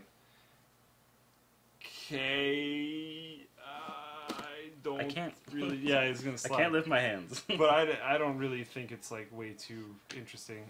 One thing that I forgot to bring up during the Nintendo article that I saw, someone in chat said Dreamcast was awesome. Dreamcast, they're still releasing games. There's indie groups. Did you know that there's indie groups still releasing games for Dreamcast? Really? Because it's such a good platform to develop on. I had no idea. It's crazy. They're still releasing games. They're still releasing games for a lot of old consoles, actually. But Dreamcast is one of the most interesting development circles that I could possibly find. The stream might be dead. No one said anything yet. No one's saying anything at all yet. Hello? No one's saying anything. I'm not which is entirely even weirder. sure if we're still live. It is live. It's okay, live. we're good. No, it's not. It's not live. It's fine. It's live. Okay, we're good. Enough we're people moving are saying, forward. okay, all right. Yeah. Anyways, we're gonna jump into. I'm gonna skip one topic, so we'll jump back to that autopilot thingy. Sure. But what I'm gonna go to right now is Firefly MMO is on the way. Crap. Damn it. Why? Why is this happening? Anyways, to explain why I'm sad about something awesome coming into existence, the description for the Firefly MMO that is on the way is social online role-playing game. If you're looking for other games by that subscription, you would be looking at Farmville and Mafia Wars, and other games of that type. Ah! Yeah. Do they not, ugh, it hurts my brain to even think about this. Would you say they understand or do not understand their target audience? Do not. Fox has no idea who. They don't even know. They what have news no clue who they're targeting at. They're trying to make this game, and you know what? I subscribed for it. I was like, "Yep, I'll jump on that because it's Firefly. I have to jump on it." But it still just drives me crazy. So they have a slated launch for iOS and Android smartphones and tablets during summer of 2014. So that's a thing. It's developed by QMXI and Sparkplug Games. And if you haven't heard of Sparkplug Games, they are the incredible developers behind super well-known games like, drumroll, Plight of the Zombie, and Dairy Queen Tycoon. Moving onward. Sorry. I'm trying to get up on stream for you, although my laptop is dropping the internet every once in a while, which I think is why we lost the stream. Oh, that at least kind on of makes my sense. On my screen. But this is what you're referring to right here. Yeah, so Plight of the Zombie, and this is their game list. So from this, Fox was very easy. Puzzle Quest, Play the Zombie, DQ Manager, whatever. This is the list of games that led Fox to decide that this is the perfect company to develop the idea of Firefly, which is depressing to those of us who love that. Because series. what I want is a super well-developed big game. Yeah. That's what I want to see. I don't want to see this browser thing, this monstrosity. So the idea of the game is the players are a captain. Your job is to find a crew, find a job, and keep flying, which is like, okay, well-inspired quote, I guess, while trading with other players. And that's pretty much all we know about the game. If you go to the keepflying.com link, so if you go to keepflying.com, that is the link for the game. This is an official game. It is backed by Fox. It was announced at Comic-Con. It's been known for a little while, but I didn't really want to cover it until I got more information about it, because when I first saw this, all I saw was this page. So I saw Firefly Online, and I saw their video, which is like not super, doesn't have a ton of information on it. So I was excited because I thought it was a full game that they were going to release.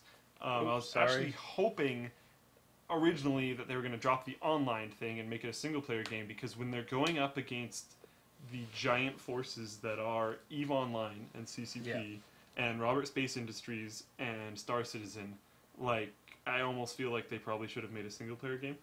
And you know what they should have done? They should have done a single-player game that went alongside a new season of Firefly. Like, come on! Just do it! Like, why not? I don't understand. You're asking for the world here. It's like you're asking for the world. I'm asking for the skies. I'm asking for the verse. Boom.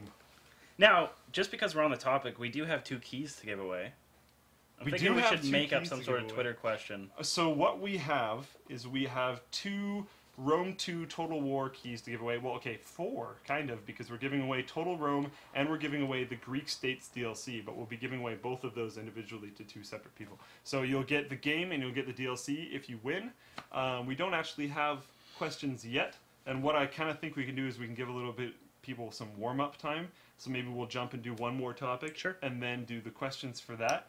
So if you guys want in on that draw for Total War and Greek States DLC codes, brush up on your Firefly, I guess. We can do Firefly questions. I think we should do at least one. We'll do at least one Firefly question, and we might do some other question, but we'll be doing at least one Firefly question. What it will probably be is I'll say a quote, and then I'll ask you who said the quote. And like, if you've seen if you've seen the show and the movie, it probably won't be that hard for you to pick out. But I will try to think of something. So we're not going to do that right now, but there is a giveaway coming. And what I want to jump into next is we'll jump into Super Hot after the next one. So if you want to load up Super Hot, because we're having some problems here, so load up Super Hot and make sure you're not broadcasting sound. Good. Okay.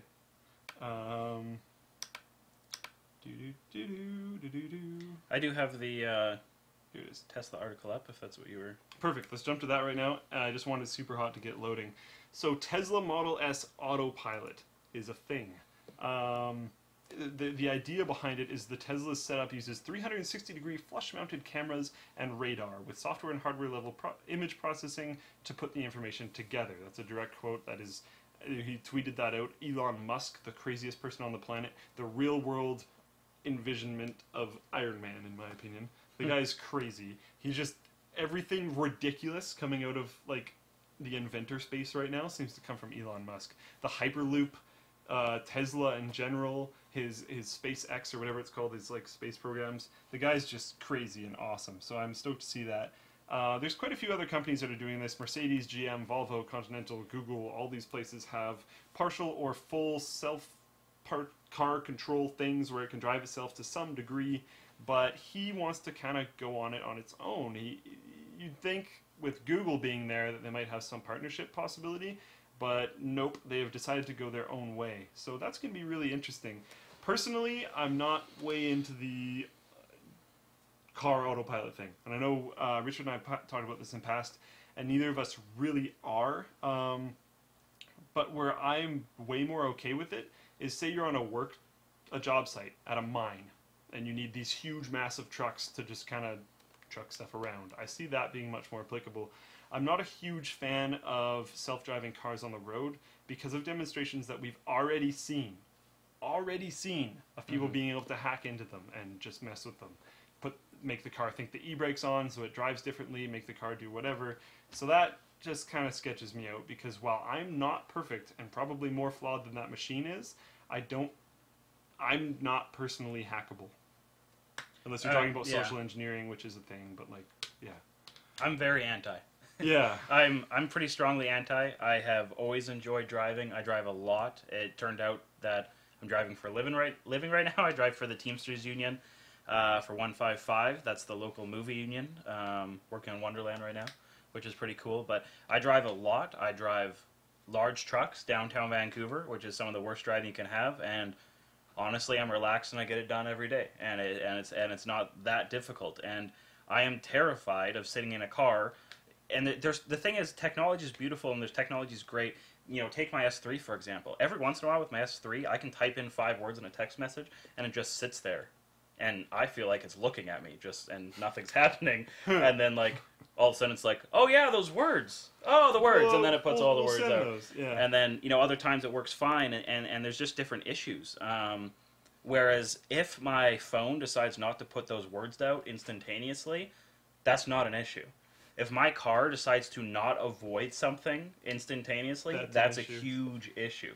And being a firefighter as well, I've gone to car accidents, and because people will say, I can hear the argument that, you know, it's safer, it'll save lives, and I could see that possibility, but I also can see other possibilities of cars being hacked, of, you know, anything that's I'm just scared. I feel virus. Exactly, or any lag time. What if there's a communication error? Something goes down. Someone spills water. Someone kicks, you know, something out of the wall somewhere. And you know, redundancy is great. The fact is, if your email doesn't show up for 5 minutes, it doesn't matter. If your car doesn't respond for 5 minutes, you're dead. It matters, yeah. You and know, like people have said in Twitch chat, I've seen quite a bit of it. Sorry to cut you off there. But No. That cars are already getting hacked. Not even self-driving cars, because there's so many computer components. Wait till everything goes way beyond that. Wait till everything's networked and automated and all that kind of stuff. Like, it'll just get easier. Even when I was in high school, guys would, especially with their imports, even not even, it started to change even with big trucks and stuff like that, getting them chipped, right? Getting a different chip in them, changing the computer, programming the computer. It's big. It's not this old school, you know, carb engines. You know, you got to be a motorhead to understand what I'm saying there. But it's not that style anymore. They're not just machine. You know, there's a lot of computer there, a lot of software. I was watching Twitch today, and there was an advertisement saying that I don't even remember what it was for a Chevy. I'm not even sure what one, but saying that it will send you a report onto your email saying how your car is, tell you all about the pressures and all the different tires. Who's saying that you can't get? It's a wireless signal. So let's start with that security. Yeah. And then who's saying that I can't get into that and say, make your car think there's zero pressure, or make your car think, like we were watching with the hack, you know, oh, you're going to parallel park right now, which parallel parking is probably the most turns of a steering wheel you would do in such a small travel distance. So it just, your steering wheel starts spinning, you know, anything like that. If there's any sort of delay in reaction time, I believe that's really scary. I think the way to start curbing vehicle incidents are harsher penalties for big issues such as running red lights. There's a huge problem with red lights in downtown Vancouver, Richmond, Surrey, stuff like that, and people just aren't cracking down on them, especially. And we were talking yesterday about we're getting a little away from technology. We were talking about a lady who hit someone and who was distraught. 2 people, yeah. So she got away with it because she was upset. She was crying and she was upset, so her tears were blurring her vision. She was speeding and went through a red light and killed 2 people. How not okay is that? I can't even begin to describe. She was distraught coming home from a Justin Bieber concert. I couldn't care why she's distraught. No, like not at all. And it's not okay. You need to park it if that's the issue. It's horrible. So like, not personally stoked, but you know, if anyone can do it properly, it's probably Musk in some way. That's true. Just to get back to the original topic, if it is done properly, which technology is always evolving and becoming more a part of our lives. If someone had to do it, even though I am anti, I would give it to the Tesla boys. And it's especially because of how he said it so far. 360-degree flush-mounted cameras, radar. Both things, local. Yeah, that's It's true. not like, oh, it's a network thing that's pulling in from Google Maps, and Google Maps is telling it traffic conditions and all this other kind of stuff. It's like 360 degrees cameras, radar. Both things that you can have locally on a car. So that actually made me happy right when I read that, too. But I think it's time to move on from there. So, can we get that super hot video going? That super hot video. That's not what it is at all. Anyways, it's right there. So if you want to just like blow it up and maybe increase quality so it doesn't look like poo, Don't have the option. that's weird. Maybe if you go to YouTube site instead of this thing. Yeah. It's gonna start playing. We're gonna show off. Yeah, we're gonna show off. Can you get it back to the beginning? Yep. Just give us 1 second, guys. We're gonna show off Super Hot, which actually looks really cool. Really, really cool. It was the fastest game to go through Steam's greenlight process ever so far, which is not a huge period of time, but still. So here we go.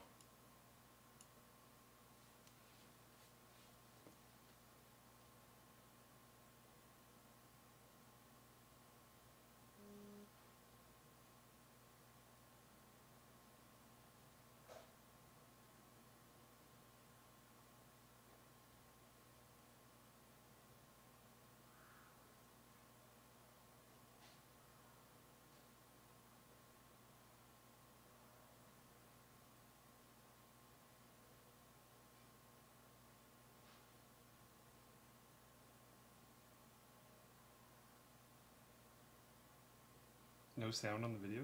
Do you have it muted? Oh shoot! I have my whole system muted because I didn't want any sounds to go out. Or no, I want any. 27%. There you go. Sorry guys, that's completely my fault. No, we won't play the whole thing. So basically, the idea of that was... Back up. That's about where we ended.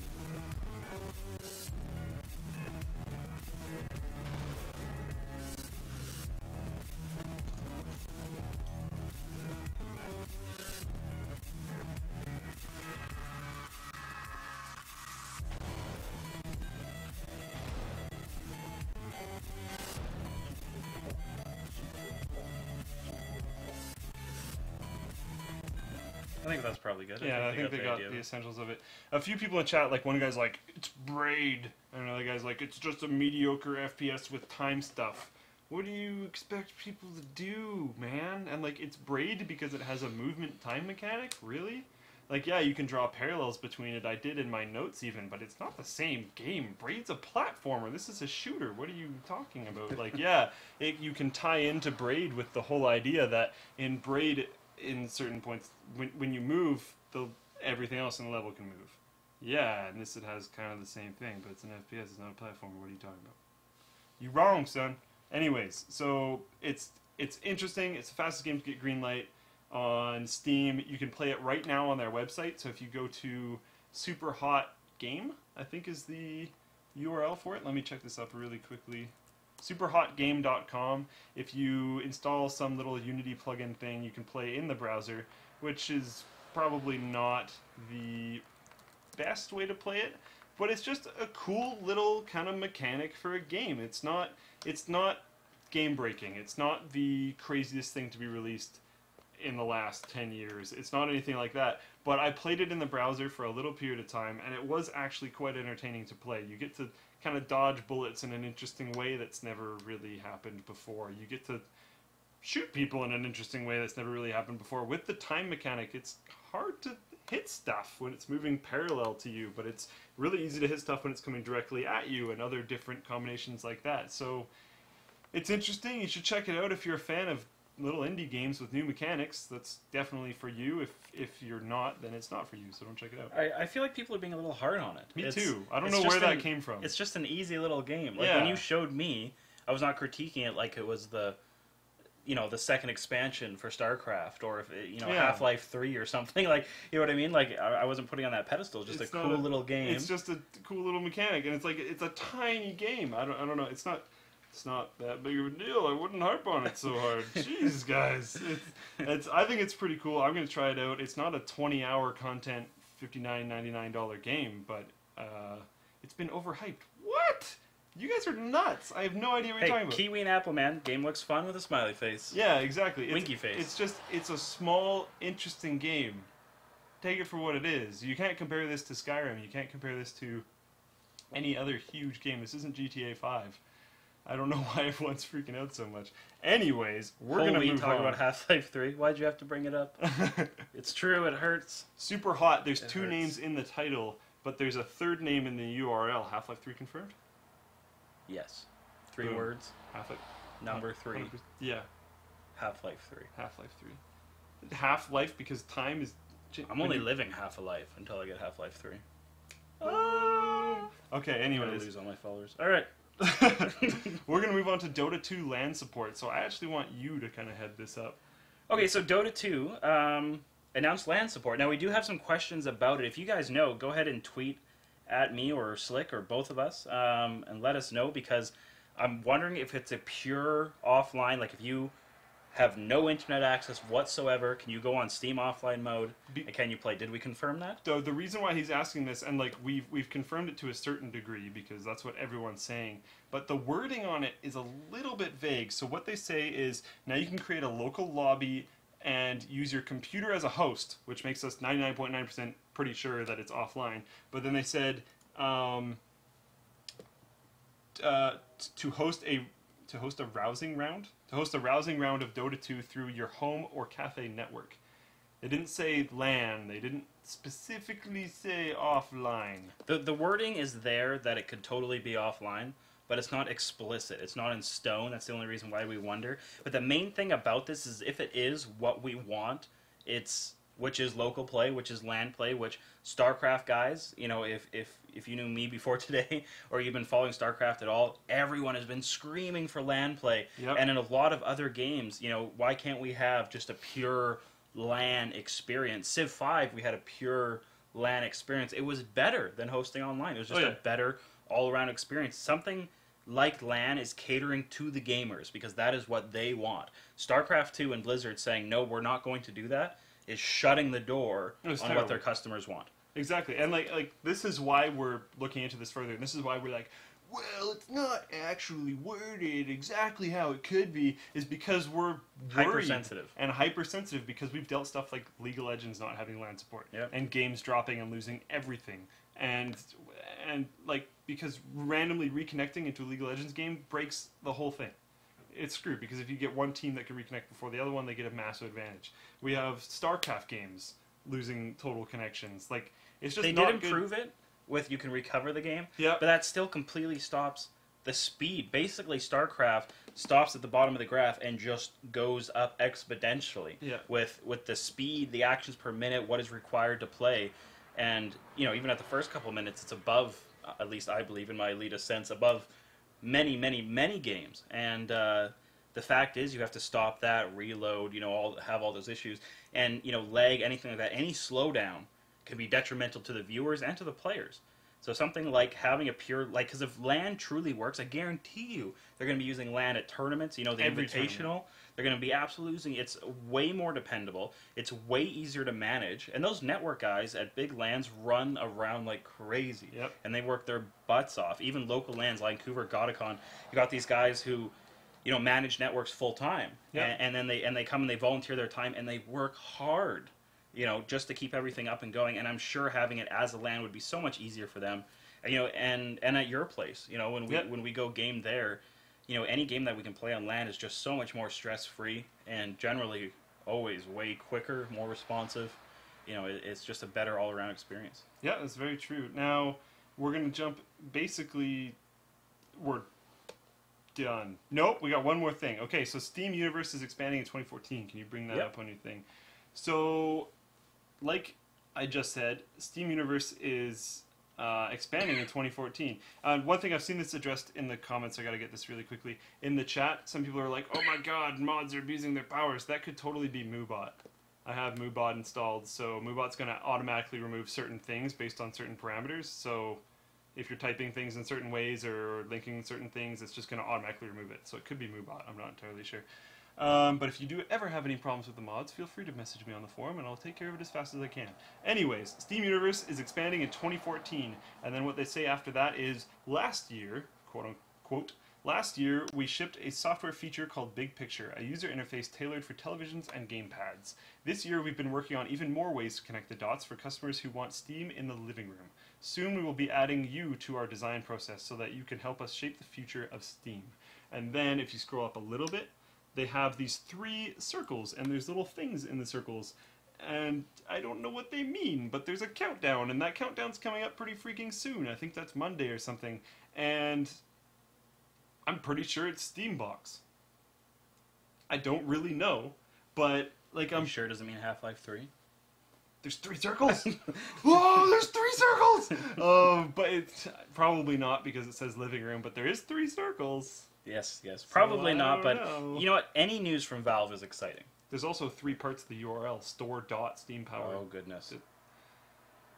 Boom. Anyways, yeah, I'm personally thinking that it is probably going to be Steambox, which is awesome because I'm super excited for Steam to just waltz in and just destroy because they do that, and I'm excited. Anyways, there's not a lot really to say about that. There's no real information other than this. We got a countdown. We have a countdown. Like Yeah. I said, it's probably coming on Monday. I think that timing lines up. correctly in 63 my hours. head. That makes sense. Yeah, so it's more information coming then, so be sure to check in 63 hours, 41 minutes, and 42 seconds, because I will be checking in then. And other than that, we're going to jump down to our 2 copies of Rome 2 Total War to give away. So my first question, what should my first question be? I don't want it to be super obvious. Because if I ask, like, I'm a leaf on the wind, everyone will know instantaneously who I'm referencing. Let's see here.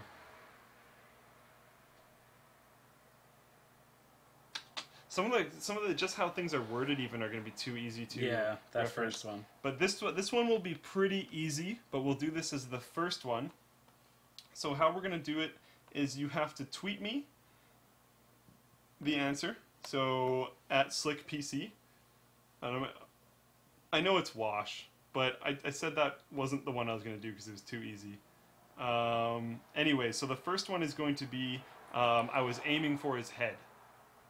That's actually a pretty iconic quote, but I don't think that it's super easy to guess who that was because a lot of people aim for heads in that show.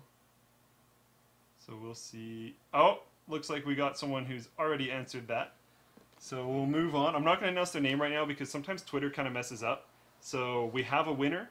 I will announce their name soonish, but sometimes Twitter kind of mixes where people come in until later on. So as of right now, it's James Fleming. But after a refresh or something, it could change, so we will see. We've had problems with that in the past. So now we have to come up with some other... Form of quiz? yeah. Trying to think right now. We got to think of a question. Sorry. I'm going to ask the Twitch chat right now. What do you guys think this question should be tuned towards? That's a good one. Like, should it be another Firefly question, or should it be something else, or what do you guys think? Yeah, it was used on Castle 2, I know that. Yeah. There's actually a lot of references to Firefly and Castle. It's pretty awesome. StarCraft, hardware, Dota, Linus, PC hardware, ST2. Whoa! Ninja Gaiden.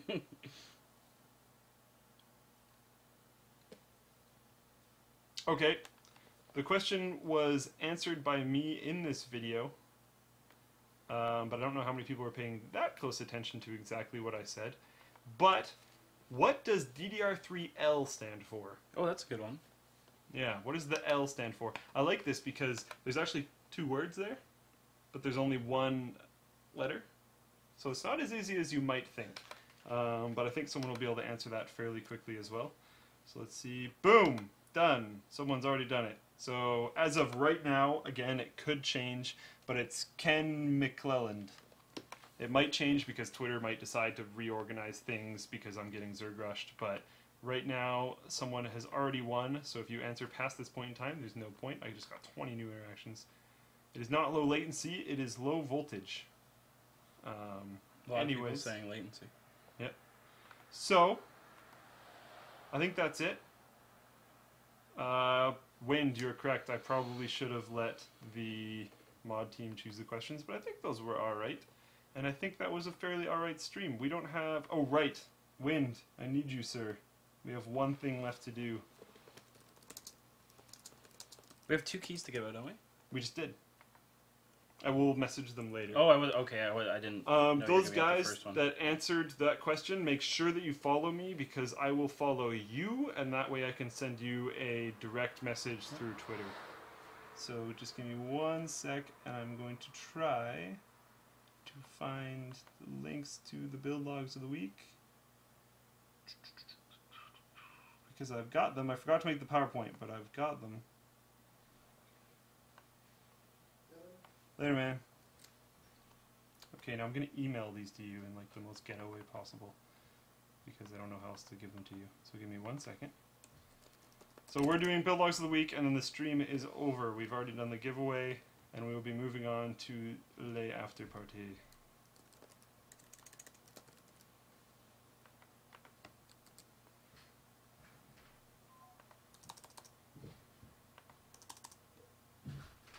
Sorry guys, just 1 second. If anyone's wondering, a little bug on the forum right now, if you can't load your messages or notifications when you're on a page, make sure you just put https:// before it. You can't load those things if you're not in HTTPS mode, and some old links and stuff will only have HTTP, and if it only has HTTP, it will still bring you to the website, but messages and notifications will not work. So if you can check your email real quick, you should have links to both of those things.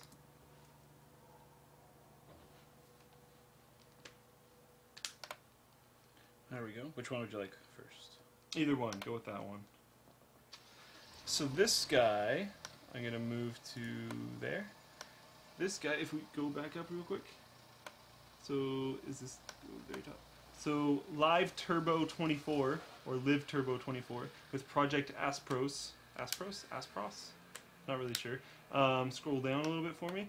This case, actually, the case for this build made it into last week's build log of the week, and this thing is freaking cool. So if we scroll down a bunch, we're going to get to some photos. There's going to be some in-progress stuff. We got to go down like a bunch, a lot. Alright, There you go. so this case, super good looking case, and just, I love how it works, how the power supply goes behind the motherboard, all that kind of stuff. So we can move down a little bit more again. It's showing two different computers. So this is like an in-progress shot. It's interesting how you can completely take this case apart. There is a few different cases that you can do this kind of stuff with fairly easily, but not a ton of them. We just keep trucking down. This thing ends up Really looking cool. so clean. It's a Really, beautiful really motherboard. clean. And I like how he went with the colored theme. Those white Intermax fans look super nice. It ends up being so tight around everything because how the cable management comes in from the side there and how the power supply tucks in behind is really nice. Those white lights Really look great, beautiful. and then all the sleeving on that power supply also looks great. And again, it's so tight, it hugs the motherboard everywhere. Cable management there. I like how you hide your drives in the back there as well. There you go. Wow. That's how the shot I nice was is waiting that? for. That's That's so really- nice. Just super cool. I love that. This, like I said, this case made it into last week's build log of the week again. I'm starting to feel like this is the new R4 because for about a few months there we had R4s in build logs of the week, like almost every single build every single week, which was a little bit nuts. Can we scroll down a little bit more? Just different action shots of the computer. Wow. That shows where the power supply is positioned on the case, so it's behind the motherboard there. It's just, oh man, it looks good. Really cool build. Super stoked for this guy, so that was a great build. That will be in the Build Logs of the Week forum thread created by Windspeed fairly soon. Not immediately yet, and we will be awarding him a forum badge because he's awesome. Now if we can move on to your second link. Now this is Ghost. Many of you guys know Ghost, and you might be surprised when we link this build log because it doesn't have the water cooling awesomeness or quite a few other things that we often have with builds, but if you look at his sleeving, like the first thing you notice, you look at his sleeving, holy crap, that looks good. Really cool. Strung together, the runs are beautiful, just how there's no, one thing I notice a lot of times when people have sleeving, they'll sleeve their case and they're just like, plug it into the things, and then there you go. Like this one's actually, the curve on it even is just super nice, so great attention to detail. And this is more, he's got nice paneling if you look in the back here. It looks great because he's put paneling in there, and he's put paneling in the bottom with a little bit of a light box, which is also just awesome. It's super clean. Like you pretty much can't get this clean. It's The awesome. only thing I would say I don't like, just to be a critiquer, is the red and the yellow. I feel kind of contrast a little bit. It's kind of a black, red, and yellow. Right? Yeah. If that cabling was red, I think I would like it even more. But again, personal preference. Yeah, and I think Still a beautiful build. I'm pretty sure he also posts in here talking about how this is more like he's a water cooling nuthead. Yeah. And if you notice, it's an all-in-one water Yeah. cooler. So like this build, I don't necessarily know if it's this build, but he's going to be making a more masterful build. This is That's just still kinda awesome. where he's It's coming still from. awesome. Yeah, It yeah. is. So That's super cool. and that's actually the main message I wanted to send out with this one is you can make something. There's RAM in there. It's just really hard to see. Yeah, there's RAM. Slots 2 and 4. It's just pretty hard to see because it's not like super flashy No RAM. heatsink. Yeah, no real heat sinks on them as far as I can tell. Holy crap, people are mad at the cable. I don't think this power supply is even necessarily staying in this build. Well, the reason why I want to throw this build in here is he has another build that he links in this that is actually his current computer, which is crazy water cooled, but it has a lot of work to be done on it still. And this is going to transform. So while this build log says complete, there's more coming.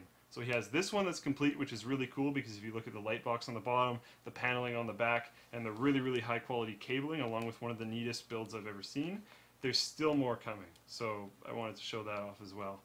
And I think that's kind of it. We can do one more Twitter Blitz if you guys want, but that is actually kind of it. Someone's like, RAM is only for gaming. That's not even true at all. We even covered that earlier in this very episode. RAM is for tons of different things, but you don't need as fast a RAM as you might think. What is happening? I accidentally clicked on someone's thing.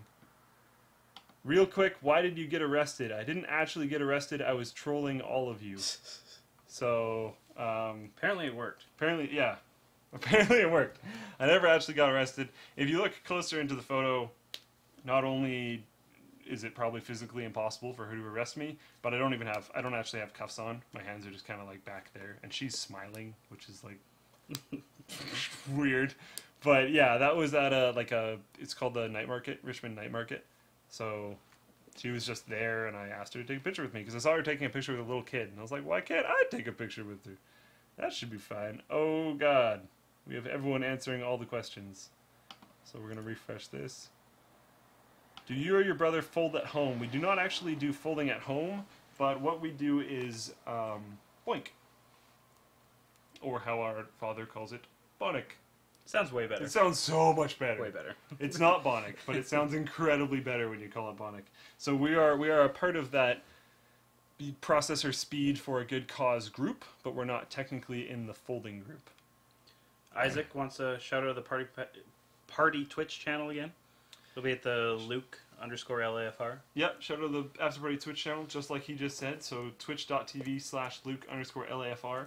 I'm going to throw it in the chat right now. He's throwing it in the chat, which would be great.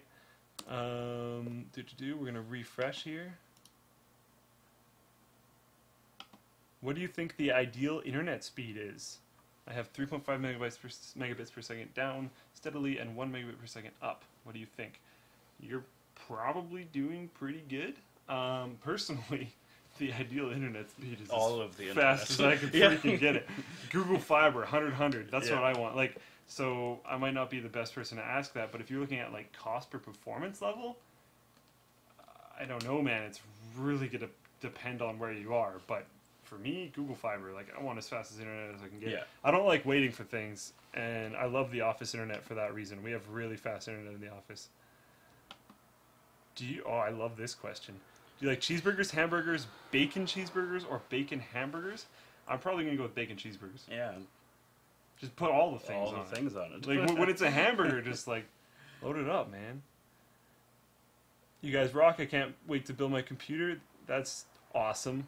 I don't even know what else to say about that. Good luck building your computer. Cool, If man. you're wondering about parts, I would highly recommend going on the forum and go to the new builds and planning section and post in there because there's a ton of people that'll help you out like crazy. There's a really good community on the forum. Dun, dun, dun, dun, dun. And we're going to refresh again. Are you excited for Breaking Bad on Sunday? I have a pretty crazy habit. So what I do is with these popular shows, how I will watch them is I will wait until the whole thing is done. Mm-hmm. So like Breaking Bad, I'm not going to start watching until they're not making Breaking Bad episodes anymore. I saw the first couple seasons. It's awesome. I'm sure it's awesome. I'm 100% sure it's awesome. I'm going to wait till it's over because I can't wait a week. Have you I seen the can't do it. cartoon where it's like he goes into the doctor's office and he's like, "Well, you have cancer." Oh yeah, you live in He's like- Canada or whatever? I think it was. Yeah, I'm not sure if what it was, but I kept reading it and it was saying, he's like, "Oh no, now I'm gonna have to turn to a life of crime." He's like, "Don't worry, citizen. Like your country is here to take care of you. You've been a hardworking citizen." Oh, I guess I'll go back to teaching high school chemistry then. The end. I can't remember who. I know there was one that was Canada, and there was a few that were other countries too that have similar situations. But yeah, I thought that was pretty funny. If this wasn't based in America, this wouldn't work at all. Survival horror genre, I have no problem with it. My favorite genre is just like, this isn't even really a thing. Open world. It's not really a genre. But like Assassin's Creed Everything's 4 a genre nowadays. looks super cool to me. Yes, it does. Skyrim, the Elder Scrolls series have been my favorite games forever. Mhm. Far Cry 3 was awesome. Yeah. Sandbox games. My favorite thing is sandbox games. That's what I was looking for. I couldn't think of the word. Open versus closed headphones. Your opinion for music and gaming. If you're in a loud environment, closed headphones. If you're in a very quiet environment, I would say open headphones because open headphones can give you a more natural listening experience, but it also lets sound leak in and out.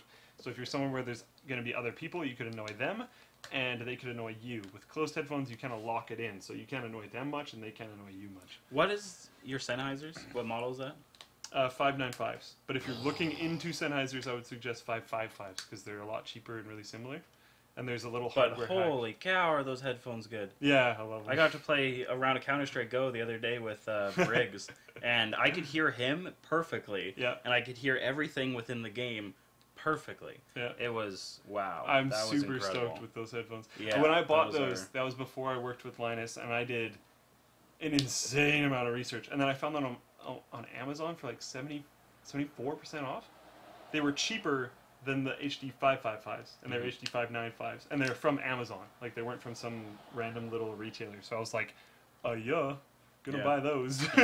So I was a little bit broke, but I bought them anyways, and I'm super stoked with those. But if you're looking, don't buy Sennheiser below the 600 series. You're either the biggest baller on the planet or a troll. I'm not really sure which one, because anything 600 series and above from Sennheiser is awesome, but you have to like make it rain in the store when you go to buy them, or else they don't actually let you walk out with them. Because if you're not baller enough to make it rain, there's no point. You should probably just spend your money on other things. Oh my goodness, a lot more stuff. Great water cooling case for around $200. Depends how many rads you want. Ow. I don't know. Personally, like, I've seen some. It depends how many rads you want. Depends how thick the rads you want. Depends how many things in your computer. Like, are you water cooling your graphics card? A lot of times today's people aren't water cooling their graphics card. There's so many variables with that. Yeah, please post on the forum. Because what they'll do on the forum is you'll post a question like that, and they'll say, well, if your angle is this, They'll dissect if your it, angle is this, if your angle is that, it'll... Yeah. I know in an R4 that's like way lower than $200. People are saying more like Switch 810. That's definitely not a bad idea. Yeah. I'm personally not a fan of plastic, so I have some problems there. But if you go with an R4 or what is it called? The Fractal XL R2, I think it's called. That's a great case, and you can still fit quite a bit of rad slots in there, so it's not a bad idea. If you fill up like everything, I think you can fit 2 double rads and a single rad in the back. But you're gonna have a little bit of long runs there, some other stuff. You prefer AKG over Sennheiser? That is not a bad point at all. AKG are awesome. How excited am I for the new AMD GPU 9000 series? It's going to be like R9 290 and R9 270 and all that kind of stuff. Pretty excited. Not even just for those cards. Like, I'm very excited for those cards. I'm super stoked to benchmark them, especially on Star Citizen. But it's got NVIDIA on their tails a little bit. That's what I'm excited for. They freaked out a little bit. That's like, they're personally... like, oh crap, we got to release a GPU pretty quick. Like, that's personally what I'm most excited for, is put stress on them. yeah. That's the thing that I'm... because I like NVIDIA.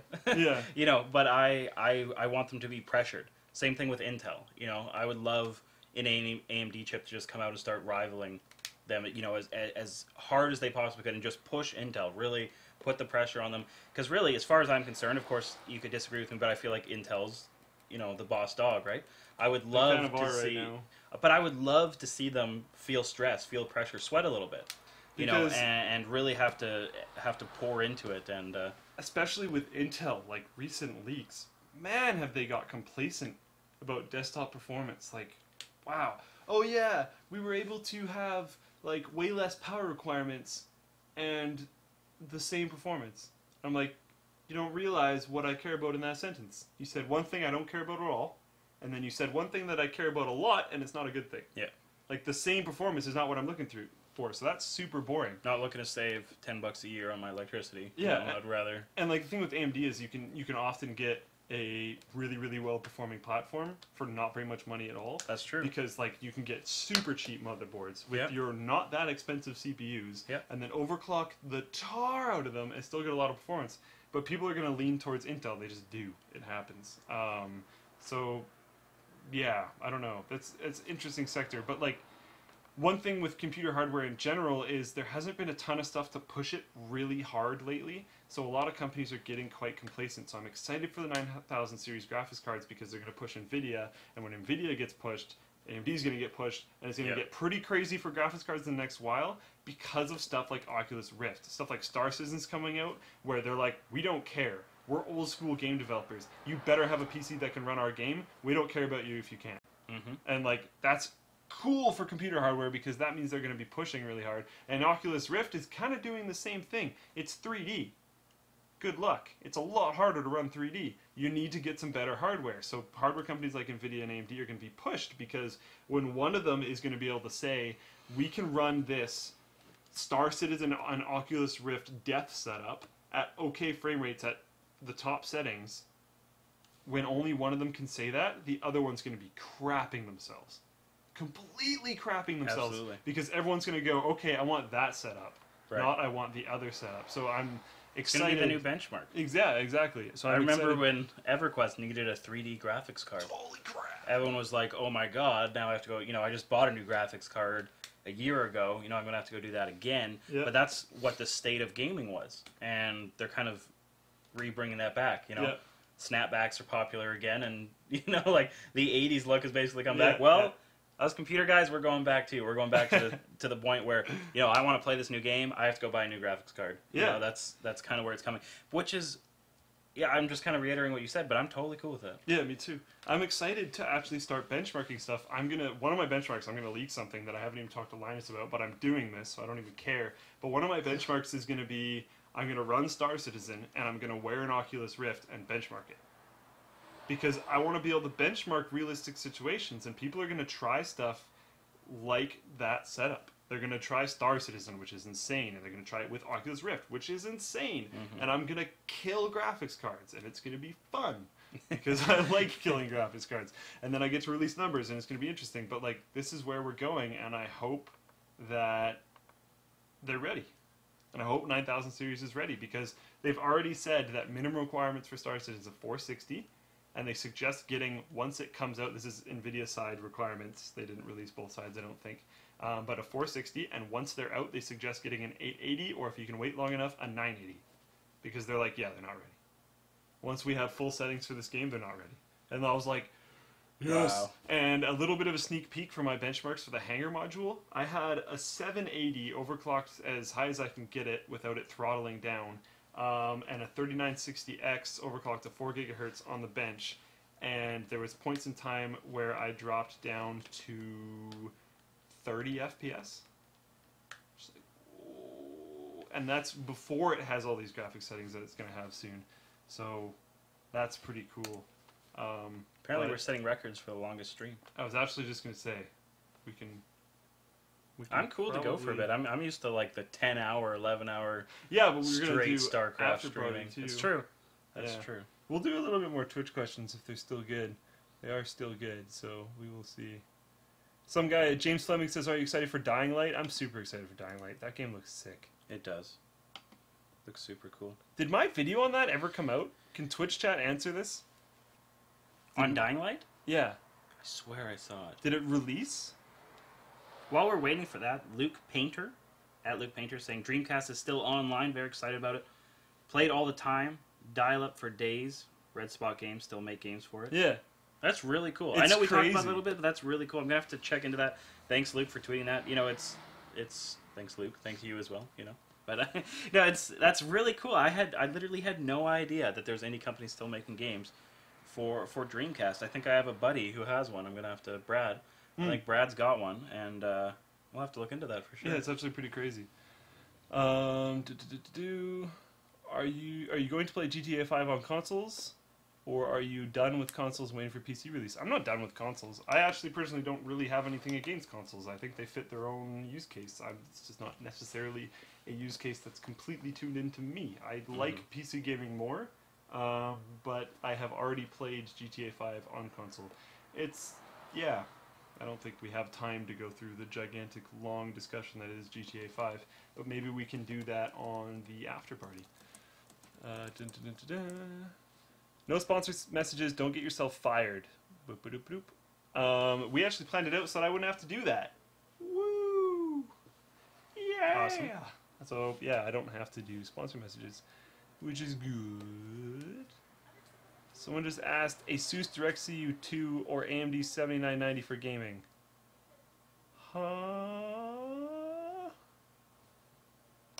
Oh, 780. Those are two very different setups. You've got Crossfire going on, and you've got a single card going on, and that's confusing, and I'm running away now. But I would suggest a single card. Dying Light seems meh. The market for realistic zombie horror games is oversaturated. It's not really like the other ones, though, so I'm not really sure. Haters gotta hate. Yeah.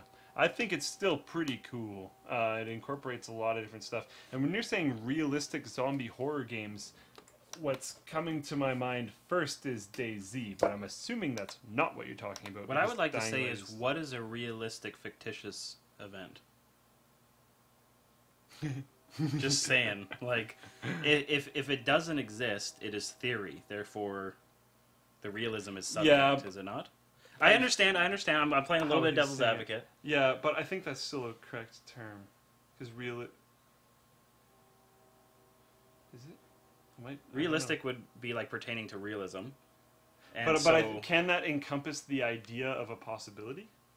So yeah, realistic probably. If there were such thing as zombies. True, but then what are the zombies and how do they act? Slow zombies, fast zombies. Everything used to be slow zombies. Back in the day, zombies were very slow. Now it's The Walking Dead, like, they're all soccer players. Yeah, like, there's and they all just... during the day they're fairly they're not a big deal, and then that's why it's good night, good luck. Because once it hits nighttime, they go crazy. And I had to go through that, and they're nuts. They all go crazy, and you see them like transform, you start walking up to them. And there's this like red explosion. They're like, and it's ridiculous. The reason why I like that game is at nighttime it just gets insane, and it doesn't get insane because you're like, oh, I can't see as much. It gets insane because they're all like super demons at nighttime. It gets ridiculous. It's just it comes out of the same comment as like, this World of Warcraft sword is so not realistic or something like that. Like I totally understand what he's saying. I totally get what he's saying, but. It's just how else do you phrase it, I think it comes down to. Like, maybe it's not the most correct way of saying it, but I don't know how else he could. I think, yeah. Anyways. Are you going to cover the build logs? I did.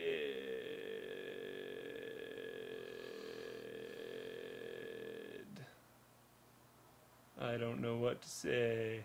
Will a 770 even handle Star Citizen? Sure it will, man. It definitely will. 760 handled Star Citizen quite well. It's the minimum requirement is a 460. So a 460 will handle Star Citizen. It'll just suck, and it'll be on not very good settings. That's more what it's about. Like, when I'm saying it's going to push hardware manufacturers is because once you're running an Oculus Rift, and once they have more settings available, it will start crushing systems. And I think once you're running an Oculus Rift, the minimum requirements will not be a 460 anymore. And because of that, I'm going to try and release a new set of system requirements for if you're running an Oculus Rift and Star Citizen. But that will be kind of like around release. So I will release that in like 2015. Which may not be very relevant right now. Dun, dun, dun, dun, dun. I'm going to jump down to this one question, and then we're probably going to be done, I think.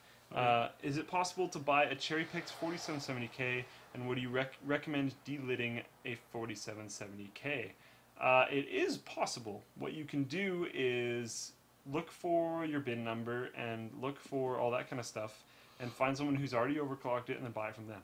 So you can get pretty much guaranteed overclocking numbers, but you're not buying a cherry-picked 4770K from Intel or from a retailer. You'll be buying it from someone who owns it already. So, yeah. So it'll be used, because you basically have to figure out how well it performs. And would I recommend deleting it? I don't really recommend deleting anything, because the cost to performance gain on that is insane, because the cost of you killing your chip is pretty high and very possible. Yeah. So, yeah, I don't even really know what to say. I wouldn't really recommend it. But if you're like, hey, I have some money laying around and I'm thinking about doing a PC upgrade anyways, and you want to go a little bit crazy, and you are really experienced, blah, blah, blah, blah, blah, feel free, man. Go ahead. It's cool, and there's almost no better chip to do it on, because 4770Ks gain a lot from delitting. Mm-hmm. But it's complicated. But yeah, I think we're done. I'm really freaking thirsty, so I'm going to stop before I leave the office, have a drink, maybe sit down for a sec, and then we're going to rip over to my place and do some after party. So we will catch you guys later. The after party is going to be on twitch.tv/Luke_LAFR. Tell people how they can find you. At ColdSC on Twitter. That's pretty much the best way. Generally, when I'm doing my StarCraft stuff, I'm casting on whoever channel it is, whether it be Vancouver GotaCon or any of the other events that I have covered.